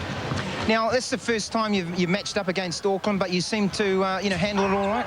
Oh, definitely. They're a very talented team, with Dylan Boucher and Lindsey Tate out there running the show for them, and Aaron Olsen. They have great chemistry, and they're only going to get better as far as the year goes on. And, what's the difference like between the Breakers play, say, in the Australian National League and our National League? I think the New Zealand League is a lot faster. I think a lot of the teams really depend on their guard play. And, we have good guard play with Glenn and Prem, and guard play for them. I think they really make the teams go. And, for you, solid play from people like Glenn Joe in particular, and then big shots from people like Prem Krishna. Oh, definitely. The guys been stepping up all year, and we're just going to need more of that as the year goes on. So, hopefully, we keep bringing it every night. And how about that first quarter, mate? You caught fire, eh? Oh, definitely. I was feeling good. I got some wide open looks, so I wasn't expecting that. So, hopefully, I get more of the same for the rest of the year. Hey, well, good game. Congratulations, Mike, and best of luck next week. Thanks a lot. Thanks a lot. NBL regular season. It's the Nelson Giants hosting the Auckland Stars in a battle for semi-final positions.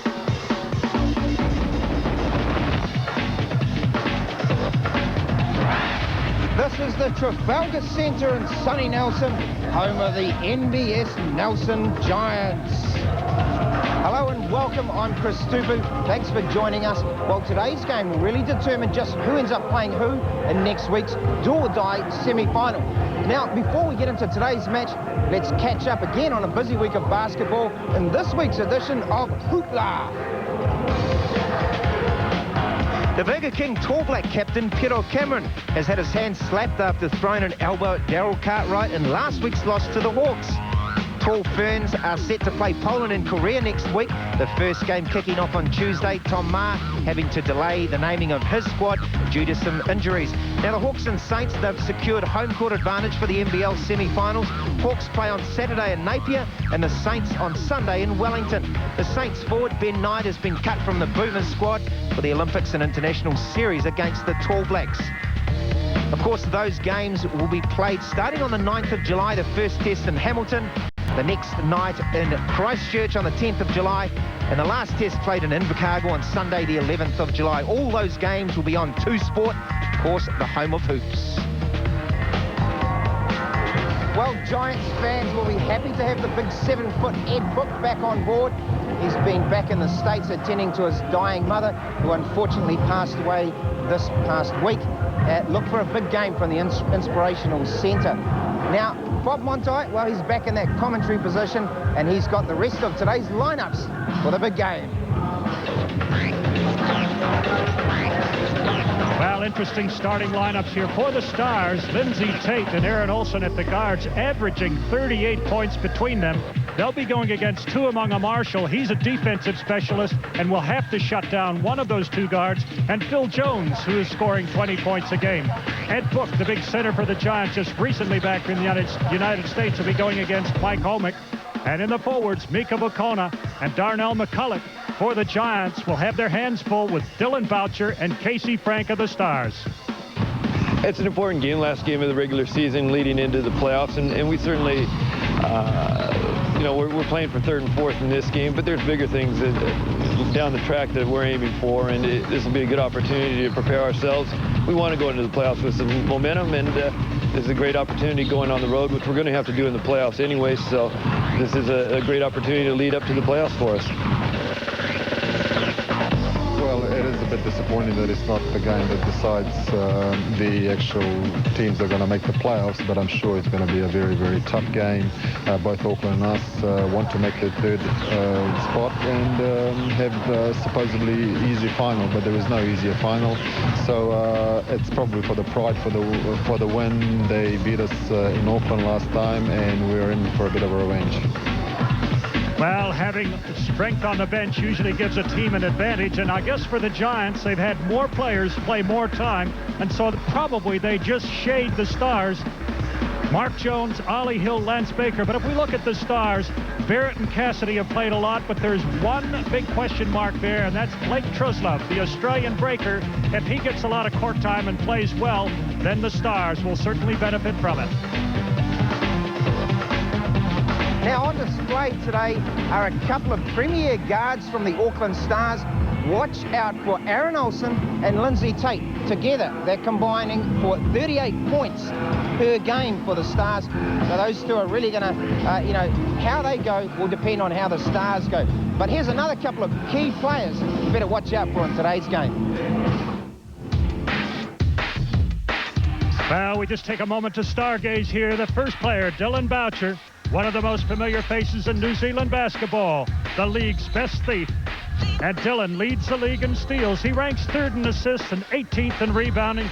He has won 6 NBL titles, 5 with Auckland, 1 with Waikato. Voted outstanding Kiwi forward and member of an All-Star 5 in 2003, Dylan Boucher. Yeah, today's, we look at every game as a must-win right now. We're going into playoffs, and it's an important time for us, and we want to go into playoffs with that win. And, you know, I think it's extra important because we want to determine who we play rather than, you know, if we come fourth, we just end up playing the top team. So we want to go in and get that win tonight and then go into playoffs on a positive note. And for the Giants, one of their stars is a blue-collar battler, Darnell McCulloch. His real strength is his mental toughness. He's Nelson's only American import player in 2004. He played for Nelson in 2000, but didn't finish the season due to injury. Expect a big game this afternoon from Darnell McCulloch. It's a big game for us. It's a little payback for us. We want to win this game to get into the third place in semifinals, so it's an important game today.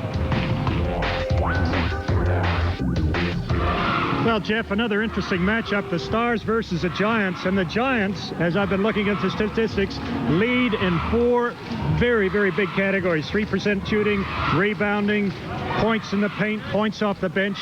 Can the Stars counteract all those things? Well, it's really funny, isn't it, Bob? Because those things don't count for a lot on the day. And I just believe that, you know, it doesn't matter how even these two teams are. It's whoever comes out in the day. Trying to pick a winner today is going to be difficult because, like, you know, both teams, I believe, are fairly evenly matched. I think the key is going to be Ed Book in the middle of the paint. Well, you mentioned Ed Book. Now, I know the Giants are really keying for this game because they lost the first round game to the Stars. Ed Book has been back in the States. His mother was very ill. She's since died. Can he lift himself to produce for the Giants today? It's going to be a very emotional afternoon for him. Yeah, I think you're right, Bob. Emotionally, it's going to be very difficult for Ed, but he's a professional and he's been around a long, long time. I know that he can do the job in the middle. I'm picking Nelson just to pip Auckland. Well, okay, you're out on a limb, Jeff. Let's check some of the statistical categories. Points. Once again, Geordie Cullen, he's not around here anymore, but he leads the category. Yes, but we've also got Willie Banks there from the Mountaineers, and he's, in the last quarter of the season has played extremely well and has actually got the Mountaineers to a couple of wins, Bob. And at the bottom of the screen, you see Lindsay Tate and Phil Jones in today's game. And if we look at the rebounding, who gets the edge here? Well, as you said, the Giants do lead the Stars in rebounding, but, Casey Frank there, 9 rebounds a game, and, Big Ed Book, 8 rebounds a game, so that's going to be very interesting. And if we check the assists, Paul Hanati, of course, right at the top, but look at Dylan Boucher again and Phil Jones. Well, that's interesting, particularly from Phil, because, we all know that Phil's a scorer, and he's just showing his versatility in his old age, maybe. And one of our favorite categories, steals. Tell us about this. Well, nothing's changed. It's interesting, you've got a couple of nuggets here in Leonard King and Hayden Allen. But in today's game, Phil Jones, once again, he's only 2 steals a game. But look at Dylan Boucher, 4 steals a game. That's incredible. Well, we've got 2 great teams, a great matchup this afternoon. It's going to be a good contest. Well, at home here at the Trafalgar Centre, the Giants are tough. 7 wins out of 9 matches. But on the other hand, the Stars, well, they're not too shabby when they play away from home. 5 wins from 8 on the road. So it's going to be a great matchup here today. Now, if you want to know some more about this great game of ours, tune in to this EA Sports Timeout. The fact that both of these teams are into the playoffs, and a lot of people might say it's a nothing game, but if you talk to both teams, and as I have prior to the game and the coaching staff, both of them want to finish third because you don't want to come up against the top seed in the playoffs. So this game is very, very important for both teams. I think that the Giants only have a little edge only because of the fact that they're at their home court. Yeah, I think you're right. And Chris Tupu, you've spoken to the coaches, you've spoken to most of the players. What's the feeling amongst the teams about this non-event game, so to speak? Well, I think there's a couple of factors here. Ed Book, emotionally, he's coming back, after the death of his mother. I think he's going to be a big part of this game. I think he's, what more do you need to sort of get up for a game? So I see him as being a real key factor in today's game. And I think his team will rally around him. So I'm picking the Giants. On the other side of the coin, I'm going to, tell you now that probably the premier guard pairing in the league so far this year has been the way that Lindsay Tate and Aaron Olsen have combined in the front court for the Stars. So those 2 are going to be very dangerous. Well, you're absolutely right, but let me put this to both of you. Tuamunganga Marshall is a very tough defender, and if he can lock out one of those 2 scoring machines from the Stars, and Phil Jones can hit his usual 20 to 30 points a game, won't that neutralize them? No, I don't believe so, Bob, because, Tu's shown some good skills over the last couple of years, but he really has to go to the next level now to really stamp his mark on this league. Whereas Lindsay Tate and Aaron Olsen, even though Lindsay's only a youngster, both of them have a lot of experience in this league, and they're going to be tough to stop. So, I think Tu's going to have to share that responsibility with someone like Lance Baker, etc. Okay, well, that's one part of the game. The other part of the game we want to watch is the battle under the boards. We've got very athletic Casey Frank going against Mr. Steady, Ed Book. And Book has probably written a book on center play. Yeah, he certainly has, Bob, and he's absolutely awesome, Ed Book, and I love his play as a big man. Whereas Casey Frank, I also love the way that Casey plays. He plays with energy, with some excitement, and he really does bring. He really is undersized, and when I say that, Casey's 6'8", but he's still undersized. Yes, indeed. We're getting ready now to start the game, but just before we do, there's going to be a moment of silence in support of Ed Book, whose mother died this past week. Ed was in the United States. He returned to New Zealand only yesterday, and now a moment of silence. Ed Book's mother passed away recently.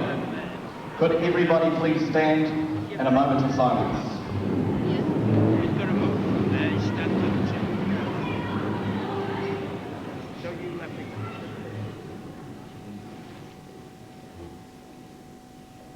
Thank you. Let's play ball, Well, the little look from Ed Book acknowledged the respectful silence, moment of silence in honor of his mother. And now we're set to go. And these two teams are already in the semifinals, but they're playing for third and fourth place. And there's a lot of pride on the line and something to play for.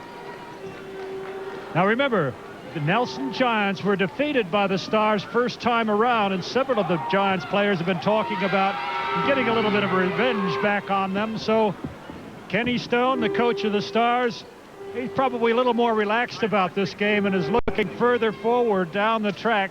Nenad Vucinic would love to continue on a winning roll here.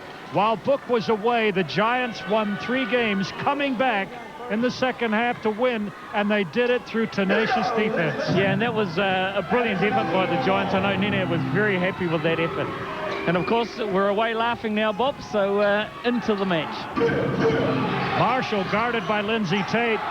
One of several interesting matchups, and inside, McCulloch loses the ball in the paint. And the first turnover. Well, you know who got his hand to that one? Mr. Basketball, Dylan Boucher. Well, the guy is amazing how many times he touches the basketball during a game. Tate marked by Marshall out front. There's the matchup we were talking about.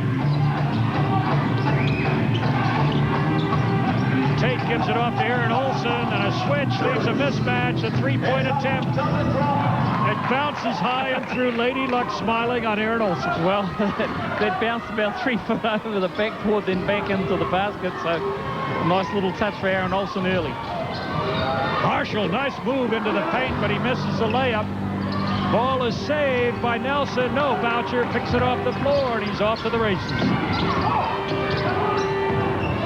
Good defense from the Giants. Well, as you say that, Bob, all of a sudden, Lindsay Tate finds Dylan Boucher unattended, and an easy basket for Dylan. Well, it's interesting. That play epitomizes what young players should never do. You play good defense to stop the initial break, and then turn your hand or give up, relax a little, and the Stars come right back and get an easy 2. McCulloch underneath is fouled by number 24, Dylan Boucher. Well, you know, you've got to say to yourself, Bob, like, you know, 5-0 right in the head. Book insights to McCulloch. And, you know, it was a sort of a touchy foul, that one. But, yeah, I suppose referees were obligated to call it. Okay, we'll just check the referees for you. Book forces it down the lane. And Mike Homick, number 40, is going to pick up the foul. Referees, there he is, Stan Baddock, assisted by Alan Gooden this afternoon, and Yala Edwards. No, he was going up. He picked the ball up, he was going for the shot. It was a shooting foul. Book was said to be in the act of shooting as he went down the lane, trying to put up the layup. Well, they needed it, didn't they, Bob? Because, like, you know, the Stars shot out to a 5-point lead, and, you know, a couple of free throws here from young Ed will steady the ship, because if they had not got an opportunity, you know, 7 points early on in the game.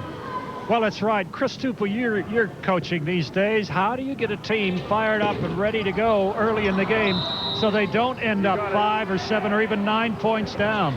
Well, I think when players get to this stage of the season, Bob, I don't think that a lot of it comes down to coaching. I think if you're, you know, a key player and you're playing this game at this kind of level, then it should be enough for you to just get up yourself.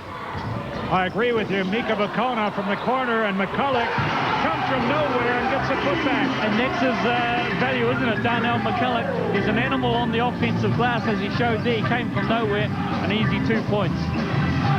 Homick in the paint puts up a little jumping hook shot. Doesn't go down, and Phil Jones gets the rebound. The Giants off to the races. Marshall passes up to McCulloch, who hits. It's not pretty, but it goes in. It's unorthodox, but it'll count nonetheless. The Giants back in it. Certainly are. They storm back into the game. Scores locked at 5-all as Boucher's working out front. Now he gives it up to Frank. Good defense from the Giants, but a foul committed. I believe it was on Marshall. We'll just check that. His first foul. Nobody in trouble too early in the game. Now it was on Phil Jones, who picks up foul number 1. Jones has been a little prone to fouling in games recently. Could hurt the Giants if he gets in foul trouble early on.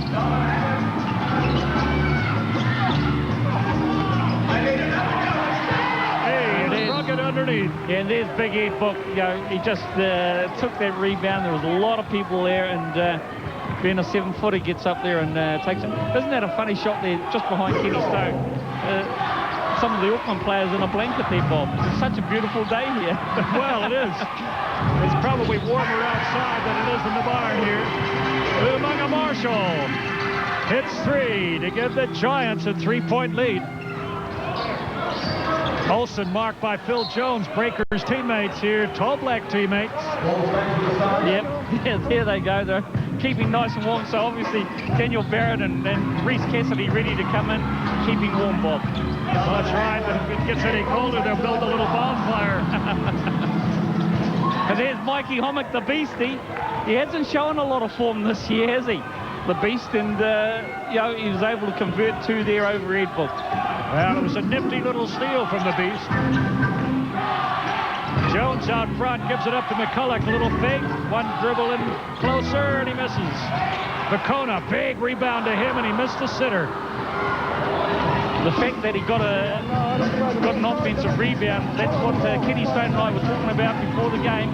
Lindsay Tate for 3, but Kenny Stone was saying that, you know, their weakness is defensive rebounding, and the Giants have, they've got 3 offensive rebounds already.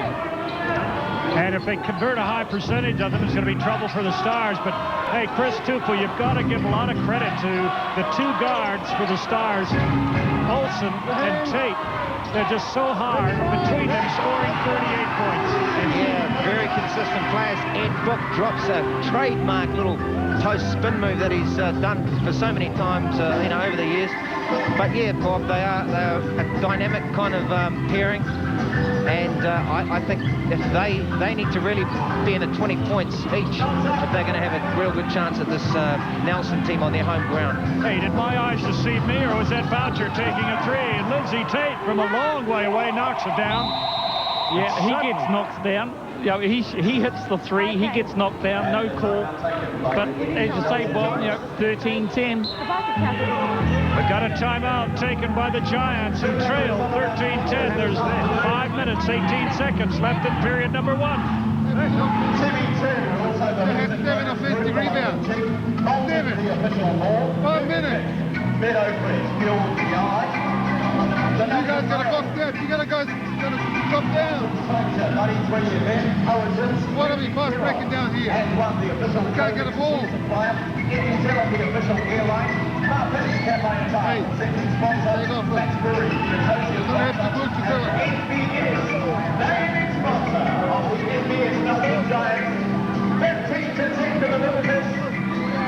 The game has just started. 5-8.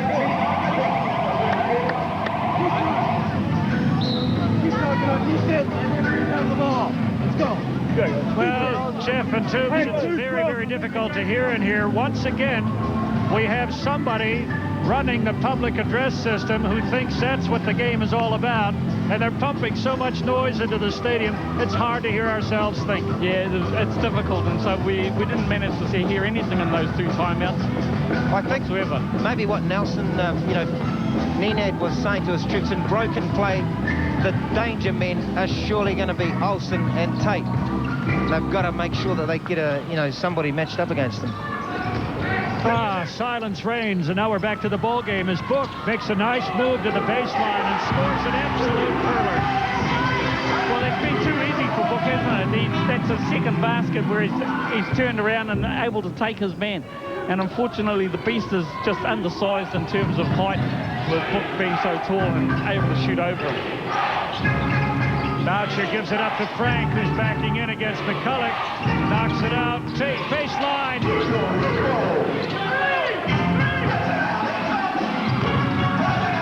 Well, the Stars got a good look. Good passing. But they couldn't put it away, and Casey Frank has to sprint down the floor to keep the Giants from scoring an easy 2.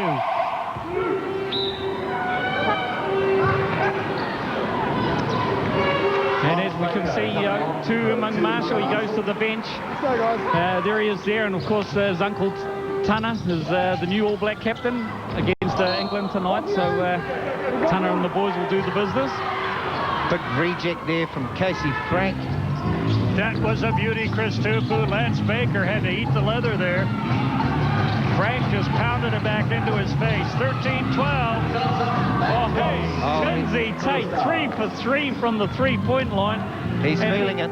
He really is feeling it, Toops. And I watched the game against the Stars and Titans, where the Stars put the Titans out on Wednesday, and Lindsay Tate shot just the basket, just like that on Wednesday night. So he's really coming into some form for the Tall Blacks, which is more important, I believe, Bob.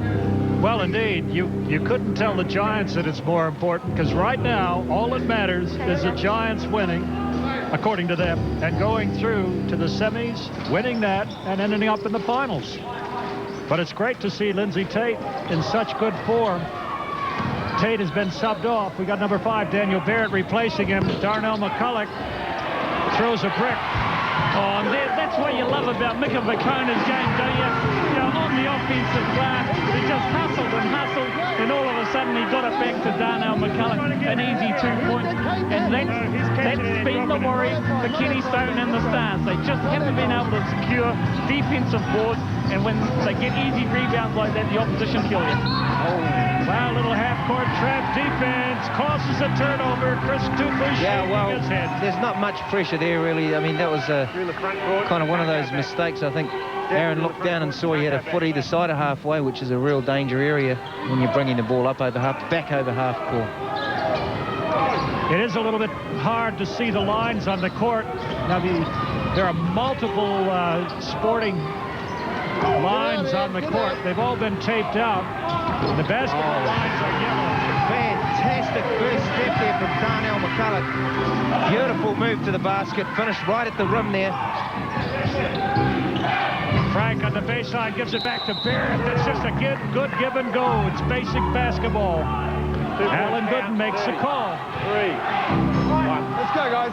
Thanks. And Ed Book picks up a foul. Well, here we go, and that was a great pass from Casey Frank. Got the ball into the mid-post area. Daniel Barrett saw his man look away, went straight to the basket, an easy 2, and he converted a 3-point play right here. A lot of talent, this kid, Bob, a lot of talent.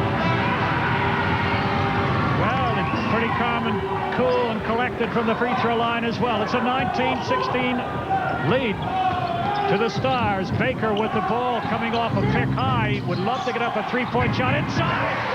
Pinpoint accuracy pass. How was that position from Darnell McCulloch? Just perfect. 2 feet from the hoop. 1 foot maybe. Well, and the other thing that was good about that was the pass. You know, as you said, Bob, well, it was pinpoint accuracy. Baker picks off the pass. He's got Boucher moving, and Boucher just picks his pocket. Oh, you leaves him with nothing. You've got to love it, don't you? Because like Dylan Boucher, he is the leading thief in this league, and Lance Baker just got a strip from him. Yep, and Boucher. Oh, my goodness! What on earth was that? That was a perfect give and go, Chris. You watch this on the... Here we go on the replay. Casey Frank again down there. Dylan Boucher takes off. What was that man eating for lunch, Toops? Oh, that was a fantastic play. Of course, that give-and-go move made famous by Magic Johnson and Kareem Abdul-Jabbar back in the Laker days. Oh, I'm not going to say too much about my Lakers, Bob. Down, Rust Belt 2, Spray on 10, 1. Now, with the Lakers struggling to tighten out, who do I pick, Bob? McCulloch is cooking right now for the home team, the Nelson Giants. McCulloch is red hot. He's got 11. Tate 3 of 3 from the three-point line with 9 for the Stars. Aaron Olsen marked by Mark Jones, number 7 for the Giants. Aaron Olsen throws the ball out of bounds. Well, you know, that's 2 turnovers in a row now for Aaron, which is really uncharacteristic from him. He's a fairly safe player, Toops, and you know, he had the backcourt here just a minute ago. And now the turnover to no one. Maybe some nerves creeping in here. Arlie Hill in the lineup, big number 6 for the Giants. Baker, cross-court pass is picked off, and it's a foot race. Aaron Olsen versus McCulloch. He pulls up. Great hands there from Phil Jones. I had a clean look at it from here, fellas. That looked like it was all ball. Well, here we go. Aaron Olsen goes down the lane. Here we go. Oh, Phil Jones, all ball. That was all leather right there too. Good ball. One Jones to the other Jones on the floor, into the lane. Nifty little shift.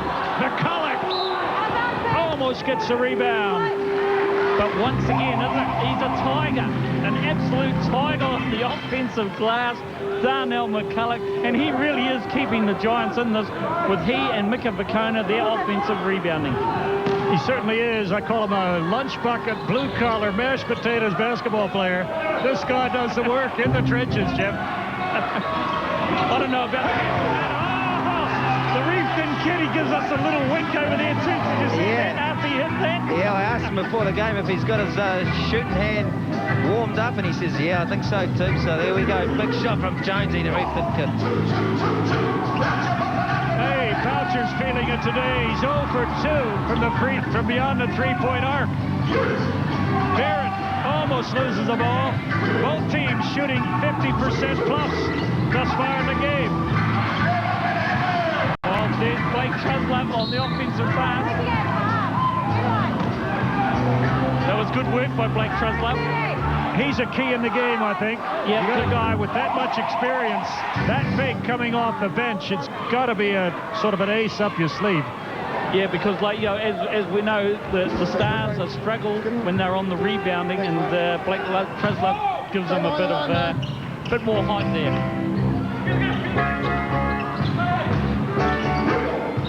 Aaron Olsen, nifty little dribble between his legs, and a pushing off foul is going to be on number 7, Mark Jones. Down here in the baseline, guys. 24-21. The Giants have ripped into a three-point lead. There's 16 seconds left to play in the first period. Here we go, and Aaron Olsen goes down the lane, and Mark Jones, he just happened to be in the wrong place at the wrong time. I don't know if there was a foul.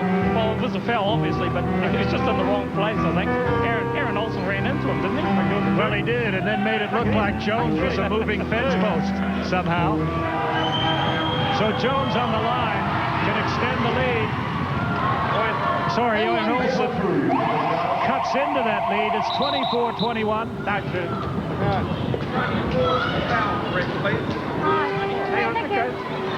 Now they're just checking the fouls. Nelson's claiming it shouldn't be shooting. That was number 4. Baseline, guys, baseline. Adrian, baseline. So they'll re-hack the score. That'll go down to 24-20 then. Or did they put their free throw up? +1, -1. The free throw will not count. There were only 3 team fouls against the Stars in the first period. Therefore, Frank goes high. Mika Vakona just lowered his head, went through the gap, and Aaron Olsen collects a foul and a bruise. He certainly did collect the bruise, because Mika Vakona had his head down and he was just going like a freight train out of the pack. Here we go. Marshall back in the game. 7, 6, 5. McCulloch, that patented three-point shot, he's got it again. Well, I've got to say to you, Bob, I said to Darnell before the game, I thought his three-point shot was probably the ugliest three-point shot I've seen for a long time. But he said if it works, coach, it works. If it's working, you keep doing it. So at the end of the first 10 minutes of play, it's the Giants 26 leading the Auckland Stars on 21.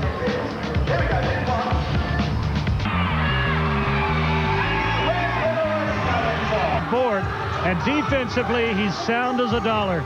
Did you want a McCulloch chainsaw or something, Bob? I'm hoping for one, Jeff. Yes, it's a good shot up. Darnell McCulloch. He's the man who, before the game, wanted a little bit of revenge after having lost to the Stars earlier in the season. Both teams striving to build a bit of momentum into the semifinals next week. They're playing for positions 3 and 4. And it is quite competitive, Bob. You know, both teams want that third spot, so, you know, no one's giving anything, so, and no one's taking it away. Okay, ball will be inbounded from halfway. We're into the second 10-minute period of play. Here we go. Daniel Barrett throws it to Aaron Olson, and the Stars are underway.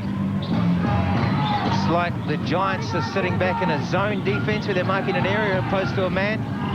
Watch for Aaron Olson to look to get open on the perimeter for a few three-pointers. McCulloch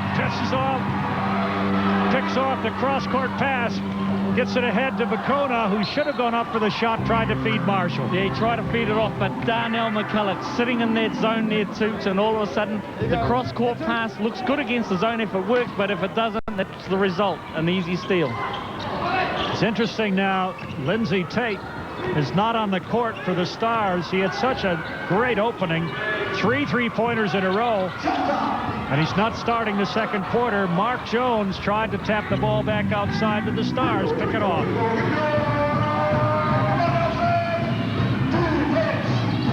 Barrett into the lane. He's trapped.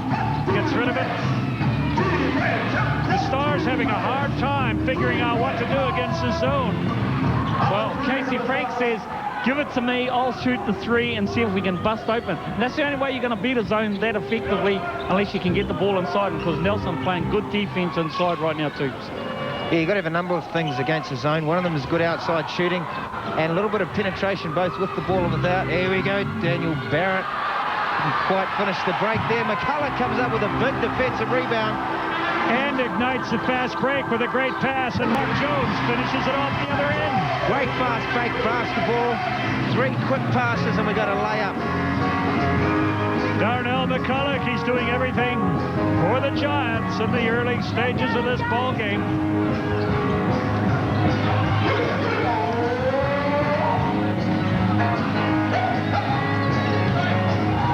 A little behind the back pass or over the head pass by Frank was picked off, and the Giants looking to run again. The Giants are red hot.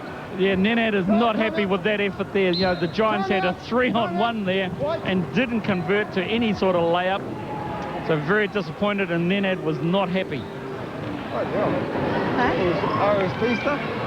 Now we've got 8 minutes, 10 seconds to go in the first half. It's a 28-24 spread. The Giants in front. The Stars have called timeout. Lindsay Tate's coming back into the game. He's taken the blanket off, so he's nice and warm. He hasn't got cold there, and we'll see in his shooting touch, Bob.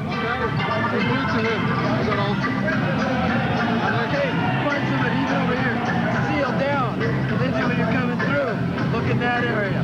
That area's open, especially if you seal down. Let's run Reese down low and Aaron and Lindsay high. I want to be able to draw that. Lindsay's in now. Reese down in the corner. Well, the familiar X's and O's on the little tablet there. Running that. Make sure Kenny Stone seal that. Okay, we really worked on trying to set something up, enable his players to break this zone. It really has slowed the Stars down. Yeah, and on Wednesday night when I watched the Stars play the Titans went into a zone and the Stars really struggled. And Kenny's right there now just going over that zone offense to make sure that, you know, you can beat a zone by picking the holes, you know, going into gaps, etc. And that's what Kenny's explaining, to make sure that you know, people know where the holes are in that zone and try to attack those holes. And we got the 2 shooters, the 2 guards, Tate and Aaron Olson for the Stars, both in the game now. That's another way to break up a zone. Truslov goes inside, left-handed hook shot does not work over Ollie Hill. The youngster kept the big man out. Phil Jones on the sideline picked up 2 early fouls, so he's going to be sitting for a little while. Remember, 5 fouls and you're disqualified in the game. And Coach Nenad Vucinic would not want Jones to pick up number 2. There you go again, Bob. You know, Ollie Hill, he goes to the basket, misses the easy layup, but who was there? Mika Vakona on the offensive glass. So If Darnell McCulloch's not going in the offensive class, it's McVicona. Yeah, Vicona has really played well for the Giants. He's got to be one of the most relied upon players. He's not a star, but he's certainly a rising young player. And the Giants have to go to him more and more with each succeeding game.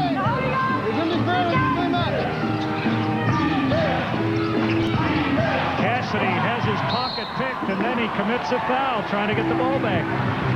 Again, just struggling offensively, the Stars, to get something going. But good defense from the Nelson Giants. Have mixed it up a little bit. Nina's done a good job of coaching, throwing a little zone at them. Well, basketball's all about rhythm and chemistry, and the Stars started with a rush. The Giants put a zone on them and really threw their offense right out of sync, and they still haven't figured out how to break the zone. So, 1-0 to the Giants, I would say. At the other end, Aaron Olsen, a great layup. And that layup came from where? A steal by the thief himself, Dylan Boucher. Call the cops, there's a thief in town. The boys in blue are on their way. They indeed. 30-26, the Giants by 4. Ollie Hill finds Marshall. Takes it to the hoop, around Lindsay Tate, gets an easy 2. Great move there. Good teamwork to get 2 among a Marshall. Open, and then he did the rest by getting all the way to the lane. It's just quick foot speed from a long way out. The 3 doesn't go down, but Boucher once again on the weak side gets up to get the putback. And that was over Ed Book too, so that was good position by Dylan. Book is forced high by Boucher, who then makes a steal. Book actually held him back. Tate fires a 3. He's got it. Lindsay Tate 4 for 4 from the 3-point line, I believe, Chris. Unconscious. And he got that from another Dylan Boucher steal. I hope the police arrive quickly. Nelson are in trouble if Dylan keeps pinching their ball. Lock your doors, check your wallets. And Truslove makes a nice block on Marshall, who this time penetrated from the left side. McCulloch coming back into the game for young Ollie Hill. McCulloch will be in and out a couple of times, but he'll only be on the bench for a minute, minute and a half, just to get his breath back. He's just far too valuable to leave on the bench. Lindsay Tate, 4 of 4 from beyond the arc.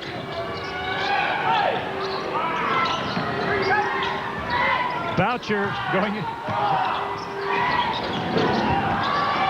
And there you go again. Darnell McCulloch on the offensive glass yet again. I believe that's 5 offensive rebounds just for Darnell McCulloch, and he's put every one of them back for 10 points, I believe. Well, he's sitting on a total of 15. Boucher comes over the top. He tried to feed Casey Frank. The ball is stolen. Jones into the lane. A little. He's got 2. Oh, he loves playing here, James. He knows these rooms. He knows this sport very well. And just a great individual finish there from Phil Jones. Well, you know, he told us before the game he's off fishing tomorrow in his new boat, so you know, he wants to get the game over and done with so he can get a good night's sleep, get out on that fishing boat of his. Yes, that's right. He's very relaxed before the game. Boucher at the top goes around Ed Book into the lane. The hook shot doesn't go down. And Ed Book gets the rebound. It's 36-31 Giants. Chance to stretch that lead by 2, possibly 3 if Jones can launch a bomb. Or Ed Book, perhaps.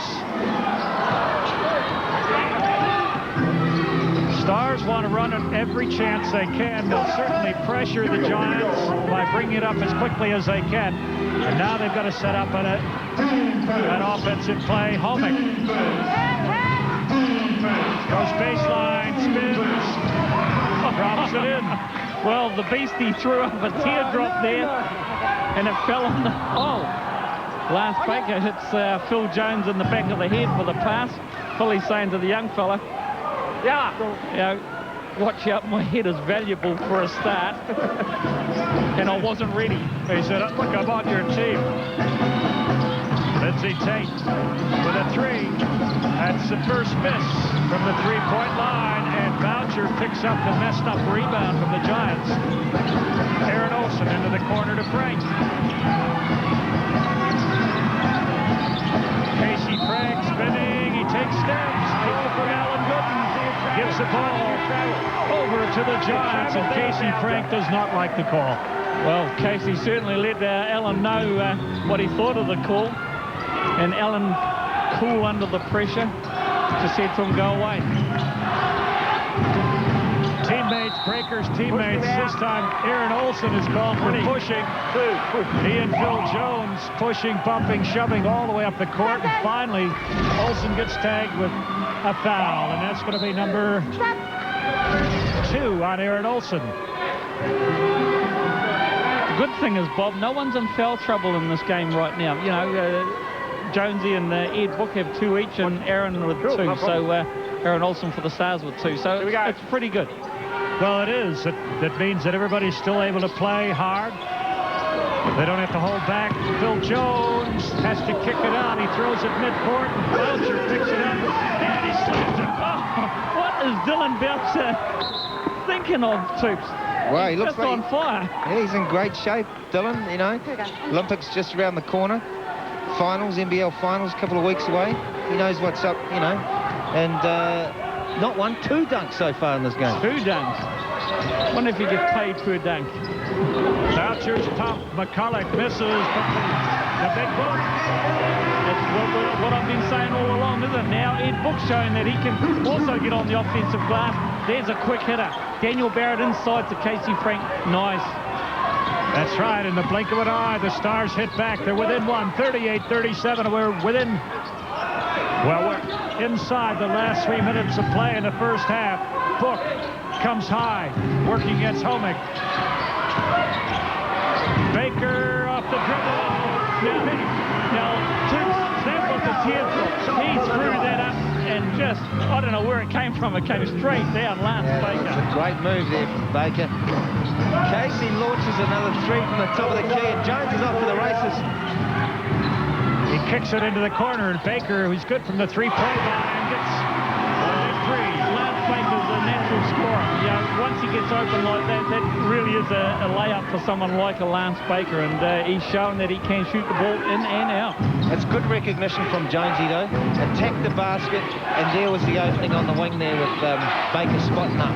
Well, one of the things we talked about at the top of the show, too, was the fact that Jonesy is able to throw some assists. And here's another assist from Jonesy. And Lance Baker, what was he thinking? Well, listen, a layup. He could shoot that another 100 times and not miss one of them. Rush of blood to the head.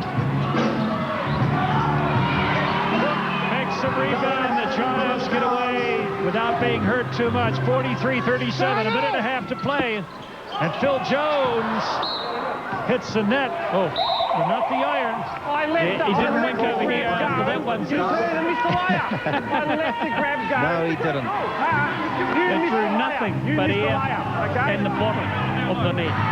Well, that's right, but the Giants at the break here lead by 6, 43-37. A bit of a seesaw battle here in the first half. The Stars roared into a 2, 3, 5-point lead to begin with. And the Giants began to claw their way back into the ballgame. Compliments of Darnell McCulloch, who leads all scorers at this point with 15.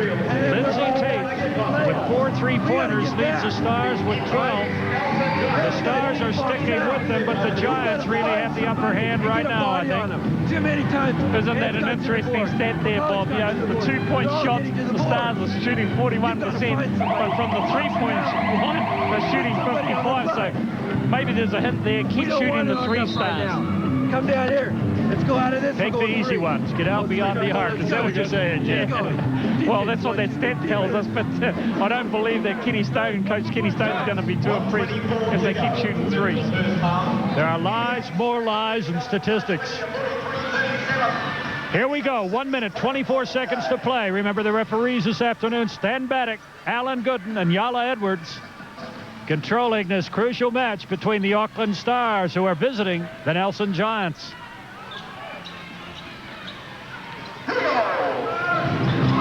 Boucher has been a live wire for the Stars thus far, but he throws the ball away, and young Jeremiah Truman picks it off.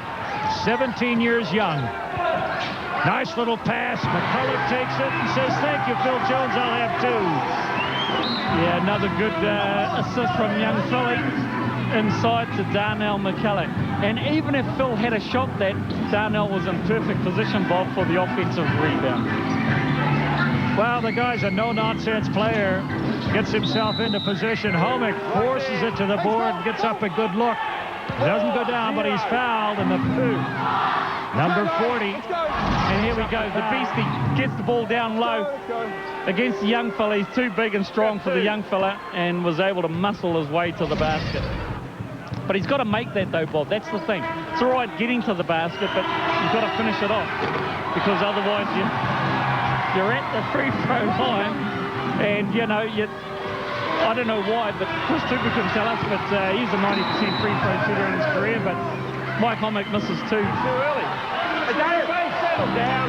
Now, Boucher was called for going into the lane after the rebound early. That gives the ball over to the Giants, and Boucher, well, protested the call. Now, that's the sort of thing that'll rile this crowd up, which isn't. Well, I don't think Kenny Stone wants this crowd in the game, because they are worth 10 to 12 points when they get going. Third, fourth quarter now. Nelson Giants, you know what it's like to play down here, Jeff? Yeah, I'm not going to say anything about that, but yeah, absolutely. But it was a bit of fun between Jonesy and Boucher. Yeah, the boys go back a long way, so I don't think there was any malice in it. It was just a bit of fun. Toop's doing a little fly fishing there, just laid the bait in front of Jeff Green, who refused to take it. No, I'm not a fisherman, and I'm not a trout. Okay. Boucher controlling it out front. Tate with another three-pointer. But it doesn't go down. Darnell McCulloch up in the scaffolding there to get that rebounding. Phil Jones working Casey Frank. Goes around him, pulls up, shoots a 3. It's up Odie. And that's a mismatch too. Casey Frank cannot stop Phil Jones on the outside. Kids at home there. That was an international move by probably one of our better international players.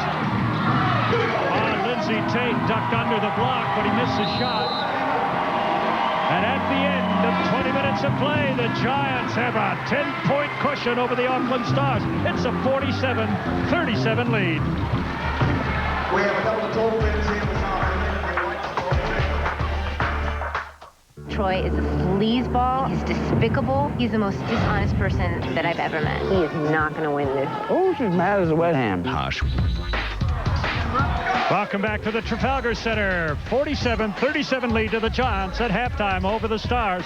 Lots of action in the first half. And in the first quarter, the Stars got away very quickly. The Giants a little cold, but Darnell McCulloch was the workhorse for the Giants. Kept them in the game. Inside there you see him. He's done everything, rebounding offensively and defensively, and the leading scorer for the Giants. But Boucher made a couple of big dunks. And at the end of the quarter was 26-21 Giants. In the second quarter, the Giants began to pull away as the Stars had real problems trying to piece out the puzzle posed by the zone, the Auckland zone. Boucher, however, proved to be the live wire for the Stars. Doing everything, making steals, feeding teammates, and Lindsay Tate had a hot hand. 4 3-pointers in the first half, but look at this from Phil Jones. Right on the mark. McCulloch, the do-everything man for the Giants, leads all scorers with 17. And Lindsay Tate, compliments of 4 3-pointers, leads the Stars scoring with 12. Boucher has 8 and Olsen 5. But really, you have to say the Giants springing a zone on the Stars really took the Stars right out of their offensive sync. And they just haven't figured out the puzzle, Jeff Green. They're really struggling to get something going offensively. Yeah, I think 2 things that affect the Stars, Bob. I think the first one is, yes, they are struggling to score against that zone. And as I said during the commentary, you know, the Stars struggled against the zone of the Titans. And it wasn't until the Titans took the zone off that the Stars were able to come back. Now, that's concerning for Kenny Stone and the Auckland program, because in the playoffs, you know, teams are going to be well scouted, and you know, opposing coaches are going to be watching this coverage right now and saying, well, there's one way to beat the Stars in the semi-finals. So Saints or Hawks may be looking at. The second thing that I think is wrong for the Stars is they are just not rebounding the basketball. And one of the things that I believe is maybe they should be playing Blake Truslove more because of the fact that Blake Truslove, he plays in the Australian NBL. He was a tiger on the boards for the Breakers when he got some time. And I believe that maybe he is the key. Instead of playing Mike Hommick at the centre position with a lot of minutes, perhaps Blake Truslove. That's my thoughts on how the Stars might be able to pull back this 10-point lead. Well, let's just talk about Truslove a little bit more. He played just over 7 minutes in the first half. He is a Breakers player. He's an Australian big man, and he's just not getting much court time. Chris Tupou, you got an opinion on that? Well, I think it just comes down to Kenny Stone. He obviously, you know, plays him as he sees he needs him. One of the areas that I think, like Jeff was saying, the Giants players like Mikavakona and McCulloch in particular are getting second, third chance points. Maybe he could have, you know, helped to box out a little bit more and be a bigger body in there. But I think their inability to really attack that zone, because they were right there, they were up one or 2 points or thereabouts, and all of a sudden 10 down.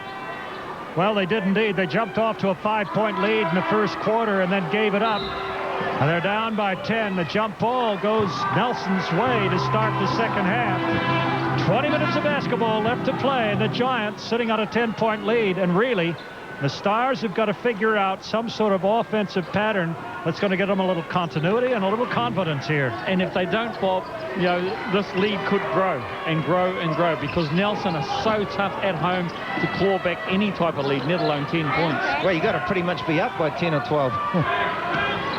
That's interesting. Olsen overplaying Phil Jones to the right, and still Jones manages to get the drop on him and put up a shot that doesn't go in. But the Giants get another offensive board. Boucher got his hands to that, knocked it straight back into Marshall's hands, and he was out of bounds. Well, there you go, another turnover for the Stars, and yeah, the Stars had 12 turnovers in the first half. Oh, Ed, look, from downtown. That wasn't downtown, that was down by the wharf somewhere. But that's one of Ed's shots, top of the keyhole. I picked two of his favourite shots, the low post spin move that he's got, and that three-pointer from the top of the keyhole. Ever since he came out here and first turned out for the Nuggets in Alexandra, of all places, played the Rams, that was a few years ago, Bob, he had that three-point shot. You picked it, Chris Tupou. You're absolutely right. That's chapter 3, 3 points in Book's book. Boucher down the lane, bails out. What a pass from Dylan Boucher.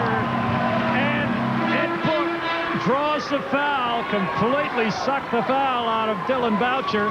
Boucher's pass was nothing short of brilliant. Well, here we go. Dylan Boucher goes down the lane. Ed Book steps over. Dylan throws it over the back. Mikey Hommick makes the basket, but good call, referees. Dylan did charge. My goodness, Boucher could put sunglasses on the back of his head. He's got eyes back there. It was great passing from him. Phil Jones working Hommick. Dumps it out to Bacona. 6 seconds on the shot clock, and Bacona forces it up and draws the foul from Hommick. Pressure now goes on Bacona to make the free throws. And that was just because, you know, Mika Bacona, marked by the beastie Mike Hommick, it was just too quick for him in the wings, you know. Once you get someone that big, and here we go on the replay. Look, Mika Bacona takes the ball to the rim. Mike Hommick's not going to stay with him whatsoever, and all he could do was foul. One of the things Mika Bacona did really well then was lead with the ball to the basket. Good move, but he misses the free throw. He makes 1 of 2. It's a 51-37 spread. Just under 9 minutes to play in the third period. The Giants taking a few more steps here to a win, and Frank gets a loose ball. Casey Frank against Tuamanga Marshall on the dunk is no contest. Marshall gives it up to Jones. Jones weaving his way off a couple of picks. Got inside and tried to hit somebody coming down the lane. Marshall puts it up. Ball ends up in Big Ed Book's hands, and he nets it too. And there you go, Bob. Another offensive rebound. This time, too, Umunga Marshall was able to tip it, keep it alive. Ed Book got the easy 2, putting back. But the Giants just will not be denied on their offensive board. They're going after the ball. Every shot, there's 2 or 3 players going after it. Tate makes it, and he comes and down. Lindsay Tate is down. He's hurt. He is writhing in pain. And the referees have stopped it. He got hit in the solar plexus. I hope it wasn't a knee or ankle. I think it probably got winded. He came down and caught a knee in the solar plexus. Yeah, it's all right. Yeah, no air left to suck in. My bad. That is really concerning for the Stars. Just hope he doesn't have any rib damage there.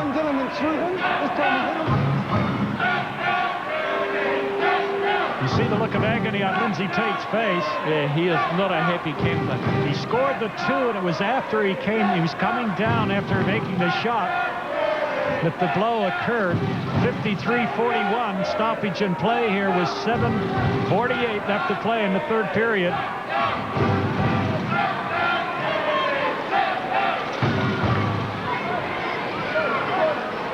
He's not looking particularly happy. Looks more than just being winded.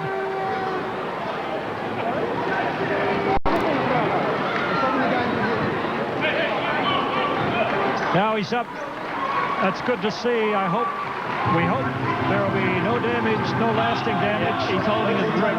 He's got a real cut in the rib somewhere. A stray elbow or a knee. And it wasn't malicious or anything like that, Bob. It was just part of the game. And Lindsay, at least the good thing is he'll go down to the bench there and he'll get a nice warm blanket to sit there with. Yes. Sit by the fireside and have a chat with Kenny Stone. Yeah. 53-41. Play resumes with the Giants inbounding the ball after the scored basket, and then the consequent injury to Lindsay Tate. McCulloch. Straight to the hoop. He turns the corner wonderfully. Fantastic. First step, Darnell McCulloch. Outstanding. He's so quick off the dribble. McCulloch now leads all scorers. I believe he's on 19. Boucher on the baseline. Double team. Gives it up. Barrett. Little fake. Goes around his player. Misses a shot. And the shooting percentage, the difference really in the first half, 58% for the Nelson Giants, 42% for the Stars. It's not going to win the ball game for them. Barrett up top.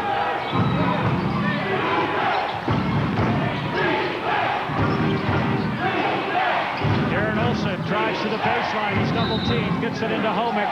And the foul is going to be called against Phil Jones. Phil Jones. Well, that's 3 fouls on Phil Jones. That could be a crucial foul on Jones. That puts him in a little bit of jeopardy here early in the second half. Homick shot partially blocked. And Homick gets the rebound. Big rebound and they never caught. He's so strong, isn't he? I think another player had his hands on the ball, but not for long. Jacob Okona just saw his name on that ball, and Homick gets the pass. The Stars want to run, but the Giants get back very quickly, and Aaron Olson's three-pointer does not go down. Okona carries the ball out of bounds with him, so the Stars will inbound it. 6.5 minutes to play in the 3rd period. Stars struggling here. They were down 10 at halftime. They're now down by 14 and really haven't discovered any offensive form. Well, Bob, I see them come back on Wednesday against my beloved Titans, so you know, I'm not going to count them out just yet, but this Nelson crowd is certainly going to be another 10 points for them if they keep playing. Great heads-up move from Olsen.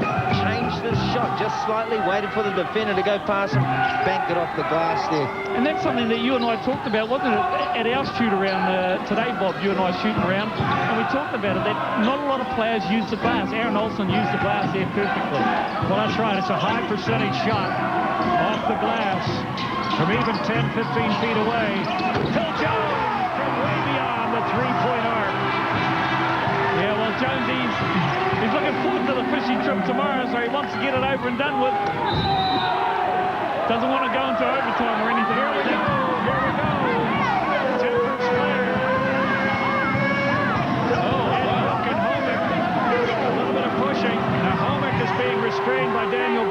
That's good. The players got a hold of that book and pushed him out. Plenty of feeling here in this game. Here we go.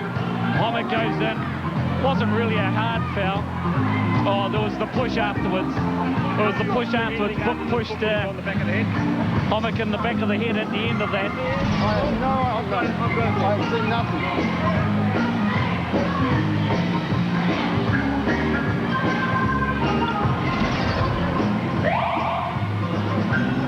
Oh, yeah, there it is. So, and that's what started it.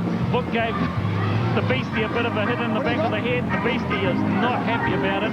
He went after it.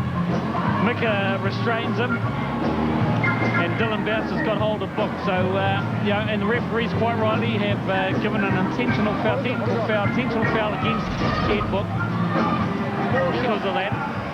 4 shots. And they'll get 4 shots. So 1 for the back of the head. 2 to get ready, 3 to go. Yo, yo, yo. And of course, so that's 4 free throws coming for the Stars. Phil Jones on 3 for the Giants, Ed Book on 3, and for the Stars, Olsen, Boucher, and Homik all on 2. And McCulloch is revving up the crowd. There were lots of noise to ensure that Homik misses free throw number 1. Well, that's why they're 7-2 at home here at the Trafalgar Centre. It is hard to win down here. And of course, here, Mikey Homik, he's got to make them pay. He's made 1 out of 2. Now it'll be the intentional, which anybody can shoot, so they've put Lindsay Tate up to the line, and it's not a bad choice, really, is it? No, Alan Godden says no. Mikey Homik, the Beastie, you've got to shoot the other 2. He steps up, he's 50%, so... Okay, Homik shooting the unsportsmanlike foul. The 2 free throws coming right now, 58-44. He's got 1. Now that's 2 out of 3. Not a bad effort. He can hurt the Giants if he makes this one. And he does. The Beastie, 3 out of 4, that's pretty good. And the Stars get it back. Dylan Boucher at halfway here, half court, ready to get the action going. Bit of feeling, playoff basketball. Well, the Stars now, 12 points down, 5.5 minutes to play. Aaron Olsen straight to the hoop, and he gets a 2. A great drive. Good energy from Aaron Olsen. And we're down to 10 points. This is exactly where we were at halftime. So the Stars might get a bit pumped up here. Reaching around is number 43, Casey Frank. We can't believe it. Well, they run a lot of pick and rolls, the Nelson Giants. And here's another pick and roll here. Lance Baker just trying to rub his man off Darnell McCulloch there. And the Stars are doing a pretty good job, wouldn't you say, Jeff, of jumping out over the top of that pick Casey and roll. Frank came out over Lance Baker and was able to stop it. So there we go, and Casey just about got another steal. Well, the Giants almost lost it again, but Bacona backing in. Gives it to Marshall, straight to the hoop, and he gets it too. It's a good move inside by the guard. Yeah, good little kiss off the glass here for Tuamanga Marshall. 60-48 now. Giants lead by 12. Aaron Olsen from deep in the corner doesn't go down. And an offensive board, a rare one for the Stars, and Lindsay Tate has 5 3-pointers in the game. He's automatic today, fellas. Yeah, he's only missed the 1. He's missed the 1, and really is keeping the Stars in it, and they've got it back down again. Well, it's good to see Tate back in the ball game. He was hurt earlier, but he's looking pretty good now. McCulloch for the big 3. Now McCulloch, he gives us a little look because he knows, I think, his shot is not very good from the 3-point line, and he has got some intensity. Good shot, Darnell. Well, off the dribble, he broke Casey Frank's ankles. He did a little shimmy and open 3-pointer. Fantastic one-on-one move there. Darnell McCulloch. Here we go. The Beastie passes into Aaron Olsen, and Oh, a little elbow there at the end of that. Oh, just yes. to let the young fella know I'm still his senior partner here, pal. That's right. Lots of niggle in this game. It's interesting. Another league, another month of the year, and these players will be playing on the same team. They know each other so well. So many of our teammates in another context. Doesn't stop them getting a little niggly, a little ratty in a game of this sort. Oh, he answered the question. Casey Frank broken down one end. He fires a three right back at the other end. Those ankles recovered too. Yeah, they recovered all right. 4 minutes to play in the third period. Ollie Hill goes around Frank, tries to find McCulloch, and Boucher gets his hands to it, but can't control it. You're not going to find anyone with Dylan Boucher hovering around in the middle of the lane. If he can't get the steal outright, he'll at least get some fingertips to it, and that's what we call ball hits, and ball hits are very important. I'll tell you what, if the ball was checked for fingerprints after a game and there were 1,000 prints on them, 900 of them would be Dylan Boucher's. Those police arrived yet because... No. I think they're still on the way. Well, big shooting from Lance Baker, 66-54, 12-point lead again. Daniel Barrett misses it.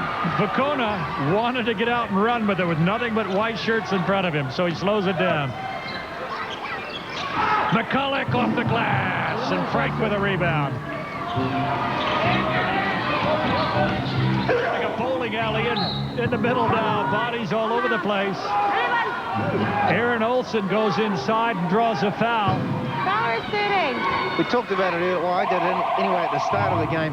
In the open court, players like Olsen, Tate are really dangerous. And Olsen is probably one of the better guys at kind of looking like he's lost control, but he still has it, and he finds a way to get the shot up there and draw a foul. Yeah, and Aaron is very good at that, as you say, too, Sam. And that last play was exactly right. It looked like he was out of control, and all of a sudden stopped on a dime, pulled up, was able to launch off a good shot. Well, he's a master weaver when he's got the ball in hand and going down the lane. Those weaving classes have paid off, Aaron. Did right, 66-55, the Stars trying to make a run at the Giants here late in the third period. Lance Baker backing in against Tate, tries to find out. There's that pick and roll defense that we talked about. Lindsay Tate, it really helped. Casey Frank jumped out on the pick and roll. Lindsay then recovered back in and just about got a great steal out of that ball. Well, that's what the Stars are up against. The Nelson crowd putting the hex on them. I thought the Nelson girls were a lot prettier than that, but maybe I'm wrong. Well, McCulloch leads all scores with 22 points in the game. I'm just thinking what Tate with 17.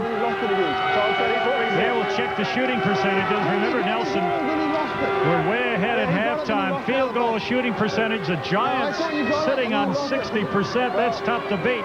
The Stars improving. They're on 45 now.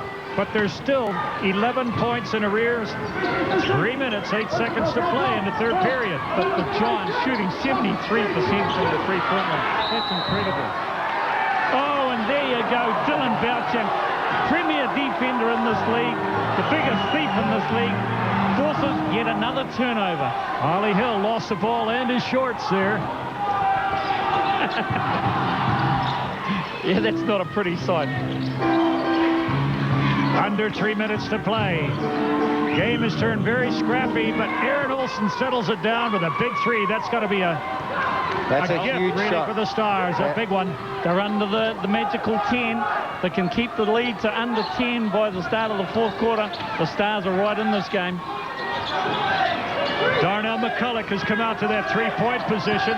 Inside it goes. Baker, nice hang time, but he just can't put it on the glass. The foul is going to be called against Dylan Boucher. Oh, that's critical too, because if we look at this replay right here, Bob, it's, here we go. Lance Baker posts up, he doesn't get it. Dylan, you've got to say Dylan did go over the back of Lance Baker. I thought it was Mika Vacona coming through, but it wasn't. No, Baker beat Boucher by half a step, and Boucher coming from behind got the foul. That's all it was, just half a step. And sometimes that's all you need, isn't it? That half a step, whether it's offense or defense, it's that half a step that counts. That's right, and Baker makes both of them from the free throw line. That's clutch shooting. Takes it back to a 10-point cushion for the Giants. 2 minutes, 20 seconds to play here in the third period. And here we go again. Looks like a zone defense. Tate launches another three. Stars get an offensive board, a rare one. Boucher finds Frank. Frank takes steps. There was no call, and Aaron Olson from a long way out. And look at McCulloch go up. Oh, my goodness me. Tarnell McCulloch. He launched that one. Oh! Eddie makes a shot flat on his back at halfway. The crowd lift him to his feet, and he's back on defense. 71-53.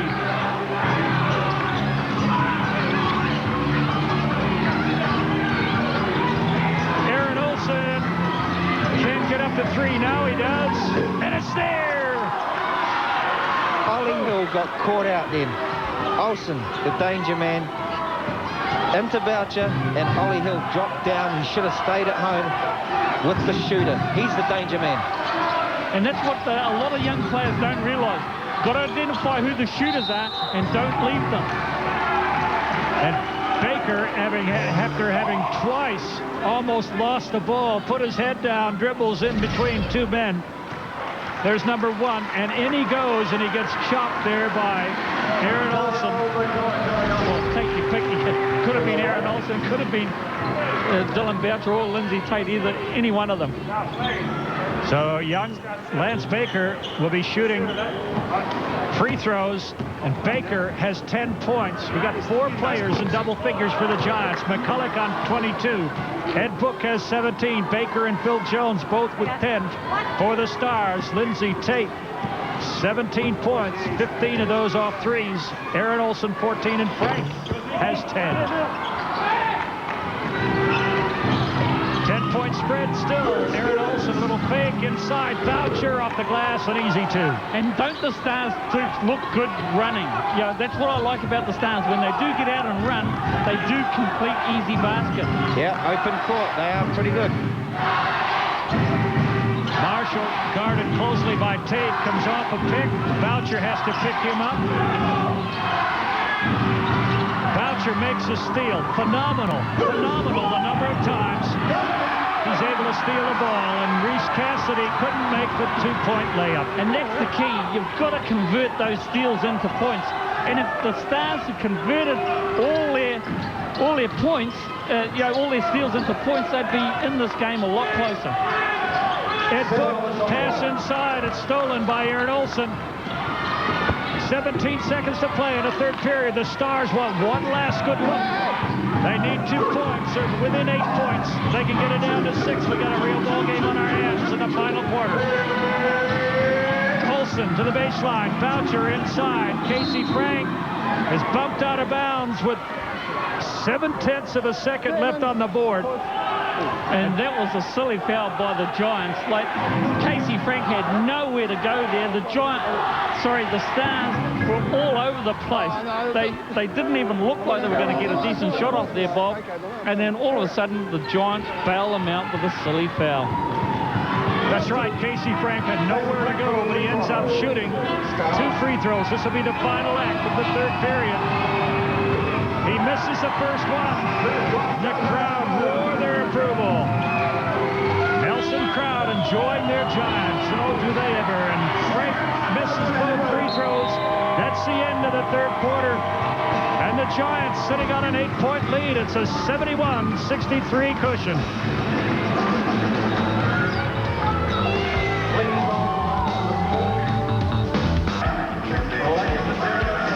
He was back in the States for about 3 weeks. His mother was very ill. She's since died.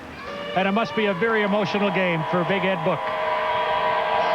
9 boards to go with those 17 points for Ed Book, so solid showing from the big fella. Here we go. We got 10 minutes to play. No, I'm the halfway through. This is the last round of the regular season. There'll be semifinals next weekend. And both of these teams will be playing in those games. They're playing off to see who finishes third who finished fourth in the 2004 NBL. Tate makes a move along the baseline, gives it to Frank, knocks it out to Cassidy, and he slams it hard off the glass. The Giants get the first rebound and a chance to score first in the final period. Well, that tempo that the Stars finished playing, I'm sure Nenad would have said to his team, we do not want them playing that kind of tempo. And there's a circus shot. One from Lance Baker around the back pass to Umanga Marshall, who finishes off. I don't know whether it was a double pump, triple pump, or just to throw up and hope it goes in. Well, all of that, I think, Jeff, but I think the pass from Baker was absolutely brilliant. Out of the corner of his eye, saw Marshall free, and he managed to get the pass to him one way or another. And Ollie Hill, the youngster, gets a big board there. And the Stars in trouble again now. They haven't scored on their first two possessions. They're down by 10 once again. Mark Jones is pushed way high by Cassidy, and Aaron Olson makes the steal. The Stars have to convert, Bob, and they don't. Again, they turn it over. And here's another easy goal. He goes upstairs to Awamutu. He brings this crowd alive again. 12-point lead. Which is amazing, Bob, because you've got Darnell McCulloch and Phil Jones both on the bench at the moment. And Mika Bacona, 3 starters. That's right. Tumonga. Hey, and Aaron Olson rockets one of his own. Well, again, guys, he's the danger man. I mean, I can tell you right now, he will put up another 5 to 6 3-pointers. Probably going to make 2 or 3 of them. They've got to get a handle. Well, you're dead right, Chris. Will the Stars get the ball to him? Marshall just misses a shot, misses the putback, and Tate is off to the races. Back to Boucher, reverse layup, he's got 2. Here we go, the Stars charging back into the game, 75-68. And it's like I said before, I like the Stars when they're running. I really do. I think they can run with any team in this league right now. I like the Stars when they're shooting.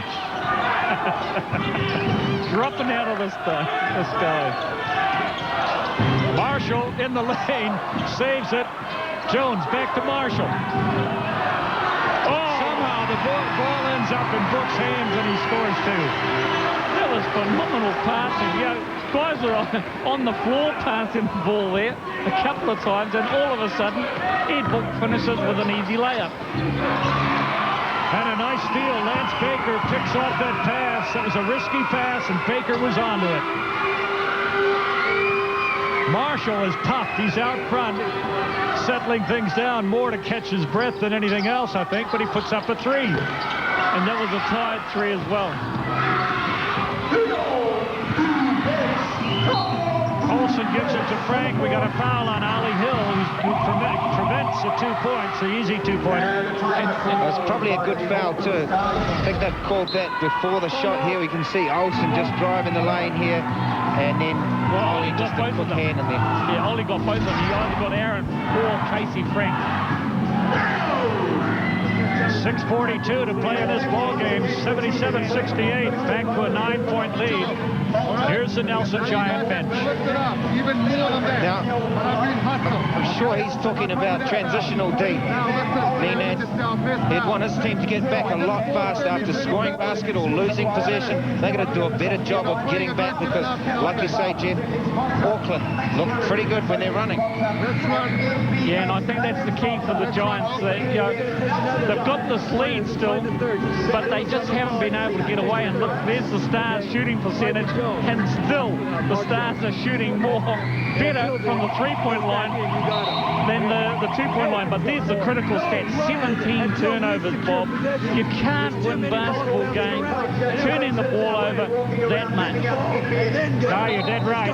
It's a lot of times to give up the ball, and the interesting thing is I think the Giants have probably scored off quite a few of those. So not only are they turning it over, but they're being punished by giving up the 2 they might have scored and having 2 scored on them.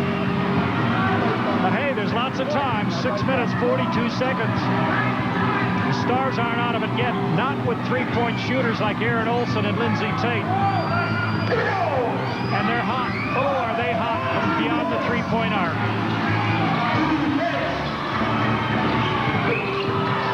just what we were talking about. Aaron Olsen, he's a scoring machine. When he gets that stroke going, he's an absolute scoring machine. Well, we had a great third quarter. Sorry, Jeff. Yeah, no. The good thing I was just going to say, Blake Truslove's in the game. Now, he'll be able to match up nicely with Ed Book. So I think that's a good move by Kenny Stone. Now, Ed Book pulls him outside and drains one from way beyond the arc. Yeah, there goes the coaching strategy out the door with Ed Book. And that's the key for Ed Book, isn't it? He can shoot the three-pointer, and Blake Truslove is going to have to go way out there to stop him. Yeah, rip that chapter out. 10 points a lead. Still, Frank in the lane loses a dribble, but he gives it back to Aaron Olsen. Now, Aaron Olsen, he's sort of like a perpetual motion machine here.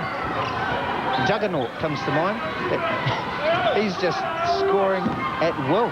He is indeed, and look at him battling out front, marking Phil Jones. He's all over him.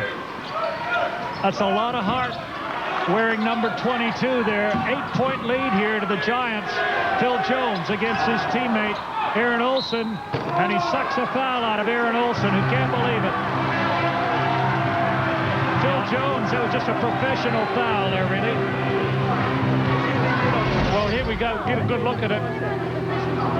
I'll check. Oh, let them go. Let them go. Let them play Yella. Goodness me. The outside, the one on the side. Was he shooting from outside? Aaron Olsen, he's just not happy with that. The good thing that I like about Aaron Olsen, guys, is the fact that he is a nice shooter down one end, but he plays good defense down the other. He really is nuggety on that defensive end. Well, he's walking a fine line here, the tightrope. He's on 4 fouls, one more, and he'll cruise the Cowrie. Phil Jones is on 4 fouls. He misses the free throw. That's unusual for him, and the ball is on the floor. And who's after it? Oh, Wakona comes up with a huge defensive rebound. Well, if you could call it a defensive rebound, I sort of picked it up off the ground. And offensive rebound, too. From the corner, Olsen, he misses it, and Wakona is up in the stars to get that one. Look at the understanding. He's just done a great job, and you can't give this is the time of year for awards at the moment, but you can't give awards for big hearts. No, you can't. And for all the Stars' effort, for all the shooting, for all the fireworks we've seen from players like Olsen, the Stars are still 13 points down, 85-72. The Giants are not going to have the beanstalk cut down today. Well, a couple of end-to-end plays from Mika Vakona, and another one. That could be it. 87-72, 15-point lead now, and Mika Vakona has sparked this Nelson team. And Kenny Stone has to call a timeout. That's what Chris was talking about. Vakona. One player steps up and does it for 4 minutes, and then another Giant steps up and takes over. That's what you love about this game, the ebbs and flows. You know, Olsen all of a sudden turned the game a little bit with a bit of a scoring spree, and then again, Mika Vakona, Ed Book there, he's done his job tonight. And there he is, big Ed Book. You know, it must be difficult for the man, and just shows the character, the professionalism of the man, Bob, that, you know, he can come back from the tragedy that he suffered in his personal life and come back and play such a wow of a game to help his Giants get into third place. That's just really the mark of the man. Indeed it is, and Vucinic has got to be a happy coach right now, as the Giants have responded to the pressure. They were 7 points up. The Stars looked like they were coming back at them, and suddenly they've ripped right back into a 15-point lead. And the Stars are blinking, and I'm afraid starting to go out. Top 3 scorers. Aaron Olsen now leads the Stars with 21, but this guy, number 44, Darnell McCulloch, has 24 for the Giants.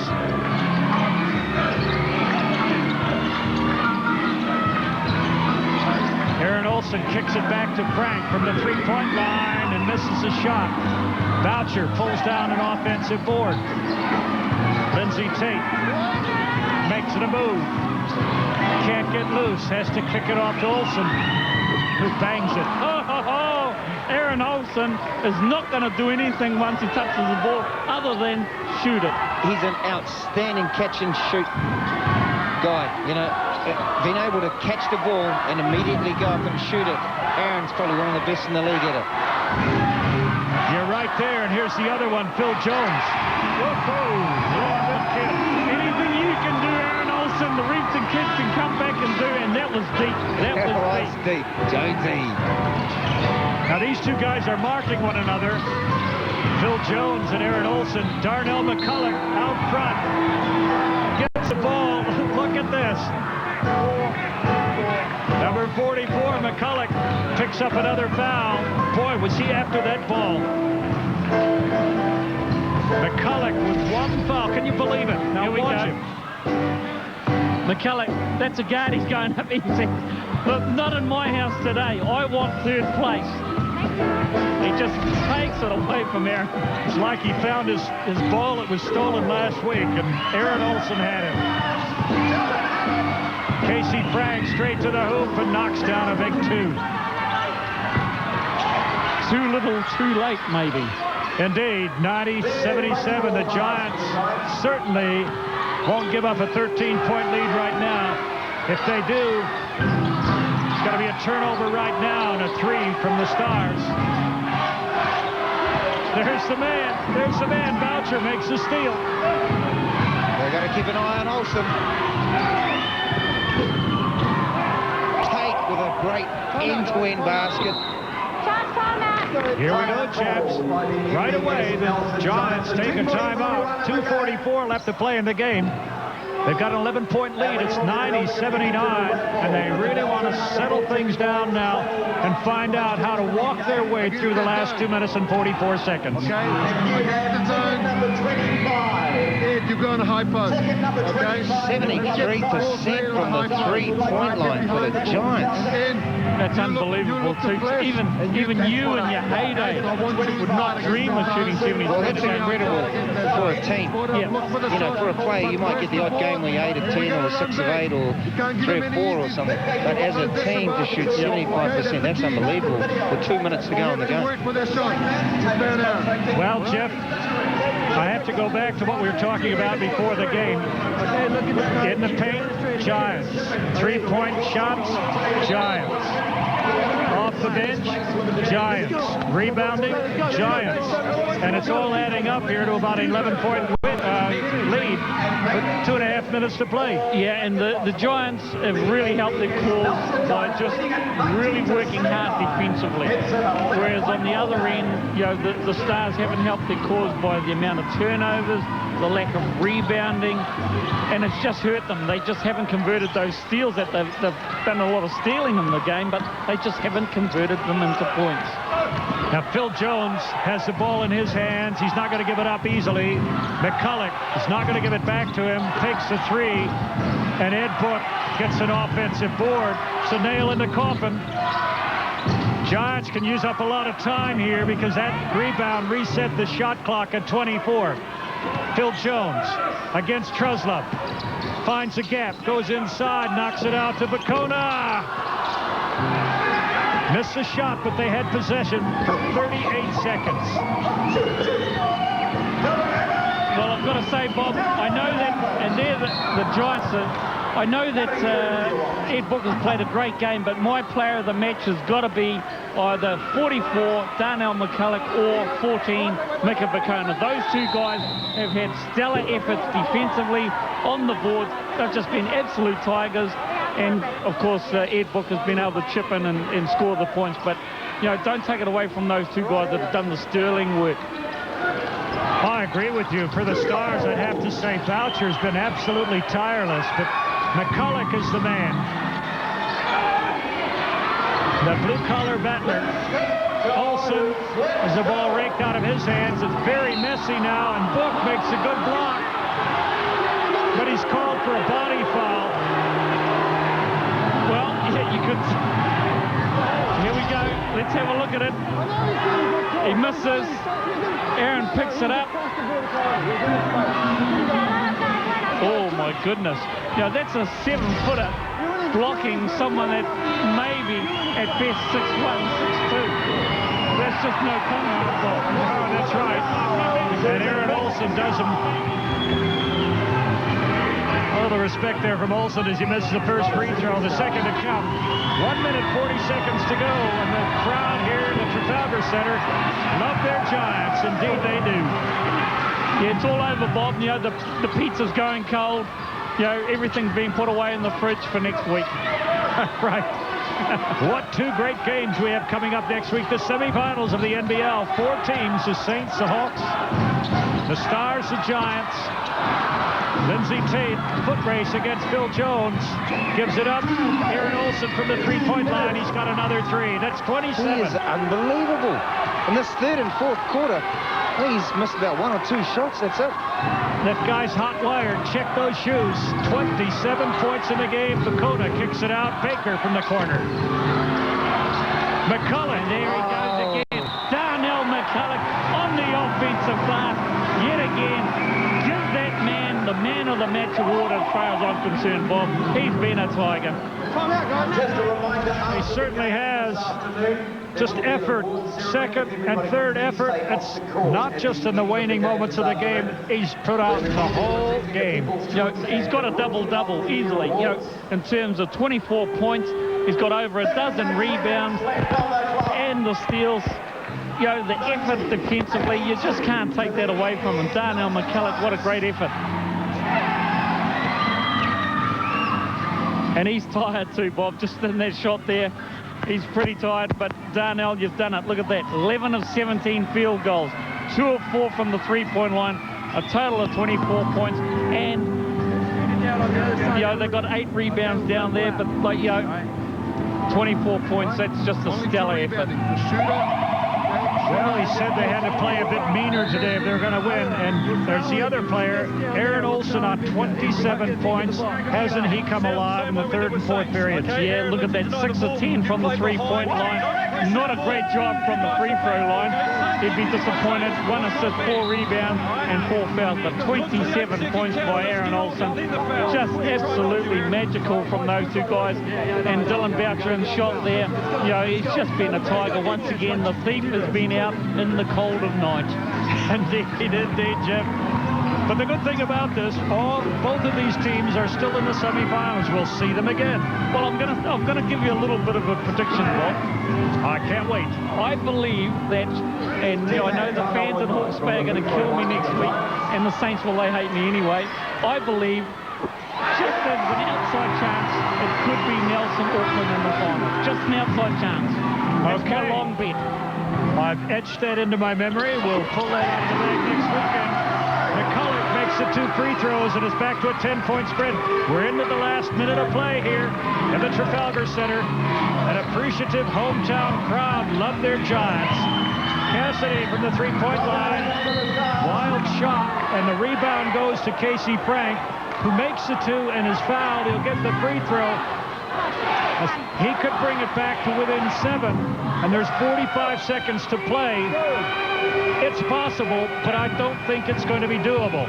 Yeah, now, like I said before, Bob, the pizza's been put away. You know, everything's been wrapped up in the fridge. It's all over for the Stars today. The milk bottles are out at the gate. The cat's out, the door's locked. But there's still 45 seconds of daylight. Down to 7 points, 82, 92-85, and right away, Casey Frank has to foul. Now, he had to do that. He had to stop the clock. 2 seconds of time elapsed on that inbounds. Well, that's a smart play because, like, you know, the Stars had 2 fouls to give. They're only on 2 team fouls, so that was 1 foul. They were able to give that one up.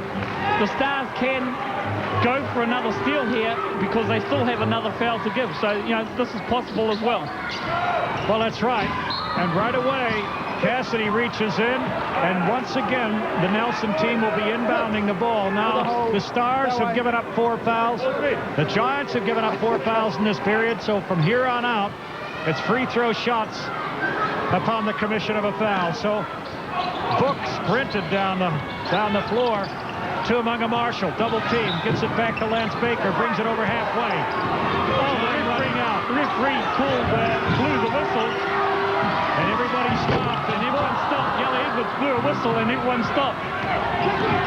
Boucher kicks it out. Lindsay Tate passed up the attempted three. Cassidy in the paint, and he gets it. It's a 5-point ball game with 17 seconds left to play. Yes, it's still doable. Baker, double teamed in the corner, gets it up to Marshall. Marshall gets it over to McCulloch. That's the game. And Book going for the dunk is fouled by Boucher. And that was a good foul by the Stars, but I would have thought that foul earlier on, Bob. You know, at least put the Giants on the line to shoot free throws. If they're going to wait that long, why on earth would you wait that long? They had at least another 5 or 6 seconds up the court. There's only one way to win the ball game from that situation, and that's to foul the player, hope he misses one or even 2 of the free throws, get possession yourself and score quickly. 92-87. 10 seconds to play and Book shooting 2. Yeah, and Kenny Stone is going absolutely bare at Yella Edwards because she did blow the whistle and the Auckland Stars player stopped, and there's Kenny still discussing it with Yella Edwards, saying, hey, you blew the whistle, my player stopped, and yet the game kept going on. What's the story? Well, Book just put the lid on the coffin here, 94-87. Casey Frank gets the runaway layup, and Book doesn't mind at all. McCulloch back to Book. Passes it ahead to Marshall. 3-point attempt doesn't go in, and Olsen gets the putback possibly. No. I don't think it's going to count. Doesn't matter anyway because the Giants escape with a 94-89 win over the Auckland Stars. What a game, and what a tasty couple of semifinals we have coming up next week. Oh, next week, the blood is already boiling, Bob. It's on the simmer right now, the blood. Looking forward to next weekend, semi-final basketball.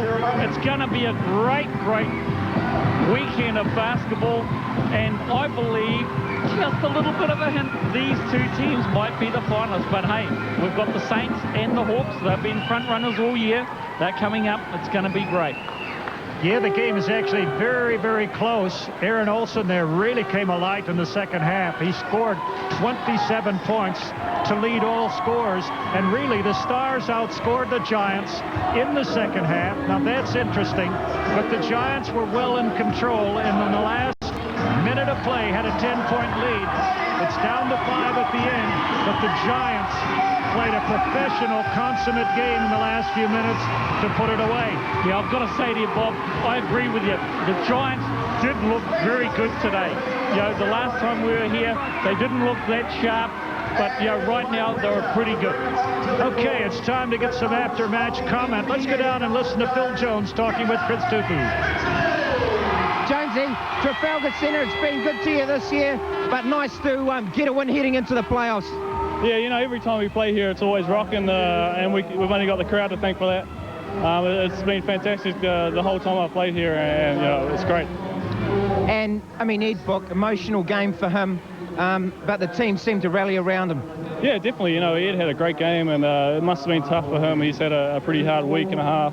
And even before he left to go to when we played Waikato and went back to America, he was struggling, and you know, he came back to play for us, play for Nelson, and he did fantastic. Phil, before I go, any choice on who you'd rather match up against next week? Well, you know, we're third, I think, now, and it doesn't matter who we play. We need to win 2 games to win a championship, so, you know, it doesn't matter who it is. Congratulations on today's game. Best of luck in the postseason, buddy. Cheers, Luke. Thanks. Well, stay put. Don't disappear. We'll be back shortly with more game talk right after this.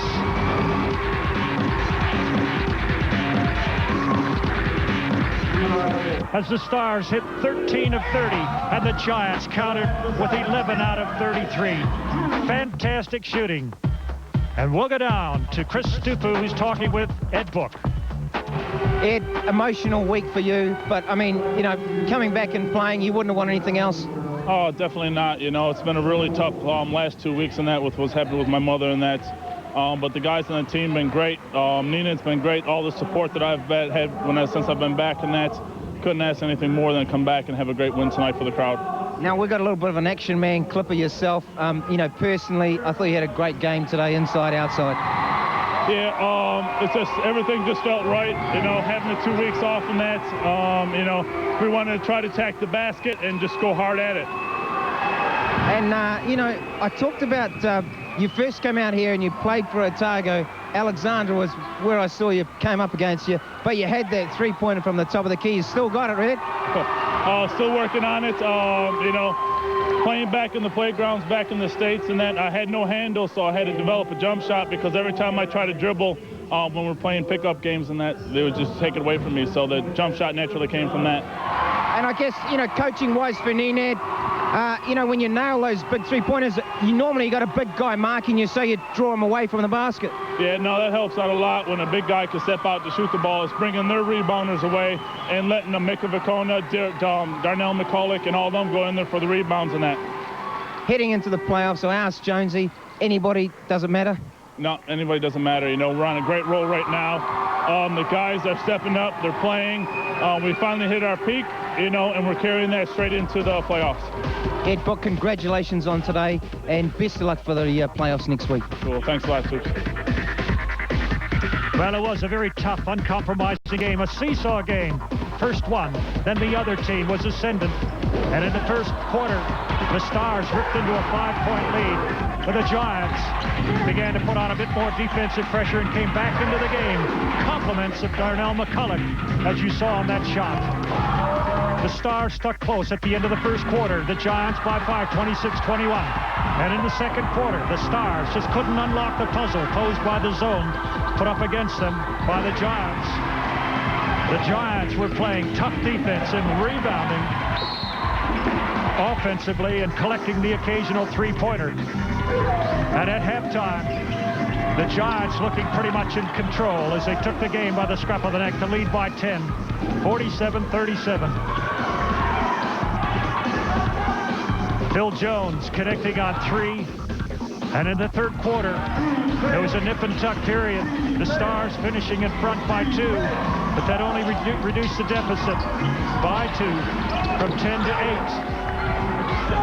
Try as they might, the Stars couldn't get closer, and then tempers began to flare. Not out of animosity, but more out of intensity. Both teams dearly wanting to win this game to maintain their momentum going into the semifinals. Good play inside from Dylan Boucher, who was a virtual do-everything man for the Stars. And at the end of 3 periods of play, it was 71-63. And in the final quarter, the Giants finally got out to a 15-point lead and hung on clinically, professionally, to beat the Stars 94-89. Let's hear from one of the game's stars, 27-point production, Aaron Olson. Aaron, your Stars team in the third and fourth quarter, I thought in third quarter in particular, I thought you guys might have had a chance. The up-tempo game seemed to suit you guys. Yeah, we were a little bit flat in the first half, and they got a bit of a lead, and we just wanted to pick it up, play our game, start running a bit more. Unfortunately, you know, it didn't work out, but I mean, our intensity was there in the third and fourth quarter. If we can just keep that through the whole game, I think we'll be all right. I mean, momentum-wise leading into the playoff, is this much of a hiccup for you guys, do you think? I don't think so. You know, all we got to do now is win 2 games, and we didn't lose any confidence tonight. You know, Nelson is a tough place to play, especially their last night, so I think we'll be all right. Well, I look forward to seeing you play next week in the semi-finals, do-or-die stuff, and best of luck, Aaron. Thanks a lot. Well, let's just check the scores. Some big scores put up by McCulloch with 26, Book 24, and Phil Jones 14 for the Giants. For the Stars, Aaron Olson 27 points, Tate had 19, and Frank 17. Well, Jeff, do you enjoy that game? I mean, there was a lot of three-point shooting going on, but there was a lot of guys going to the hole too. Yeah, it certainly was, Toops, and of course it was all about slam dunks at the end of the day and a lot of steals, a lot of rebounding. It was an absolutely brilliant game. I really enjoyed that, and that's what's going to come next week. It's going to be a big weekend for basketball.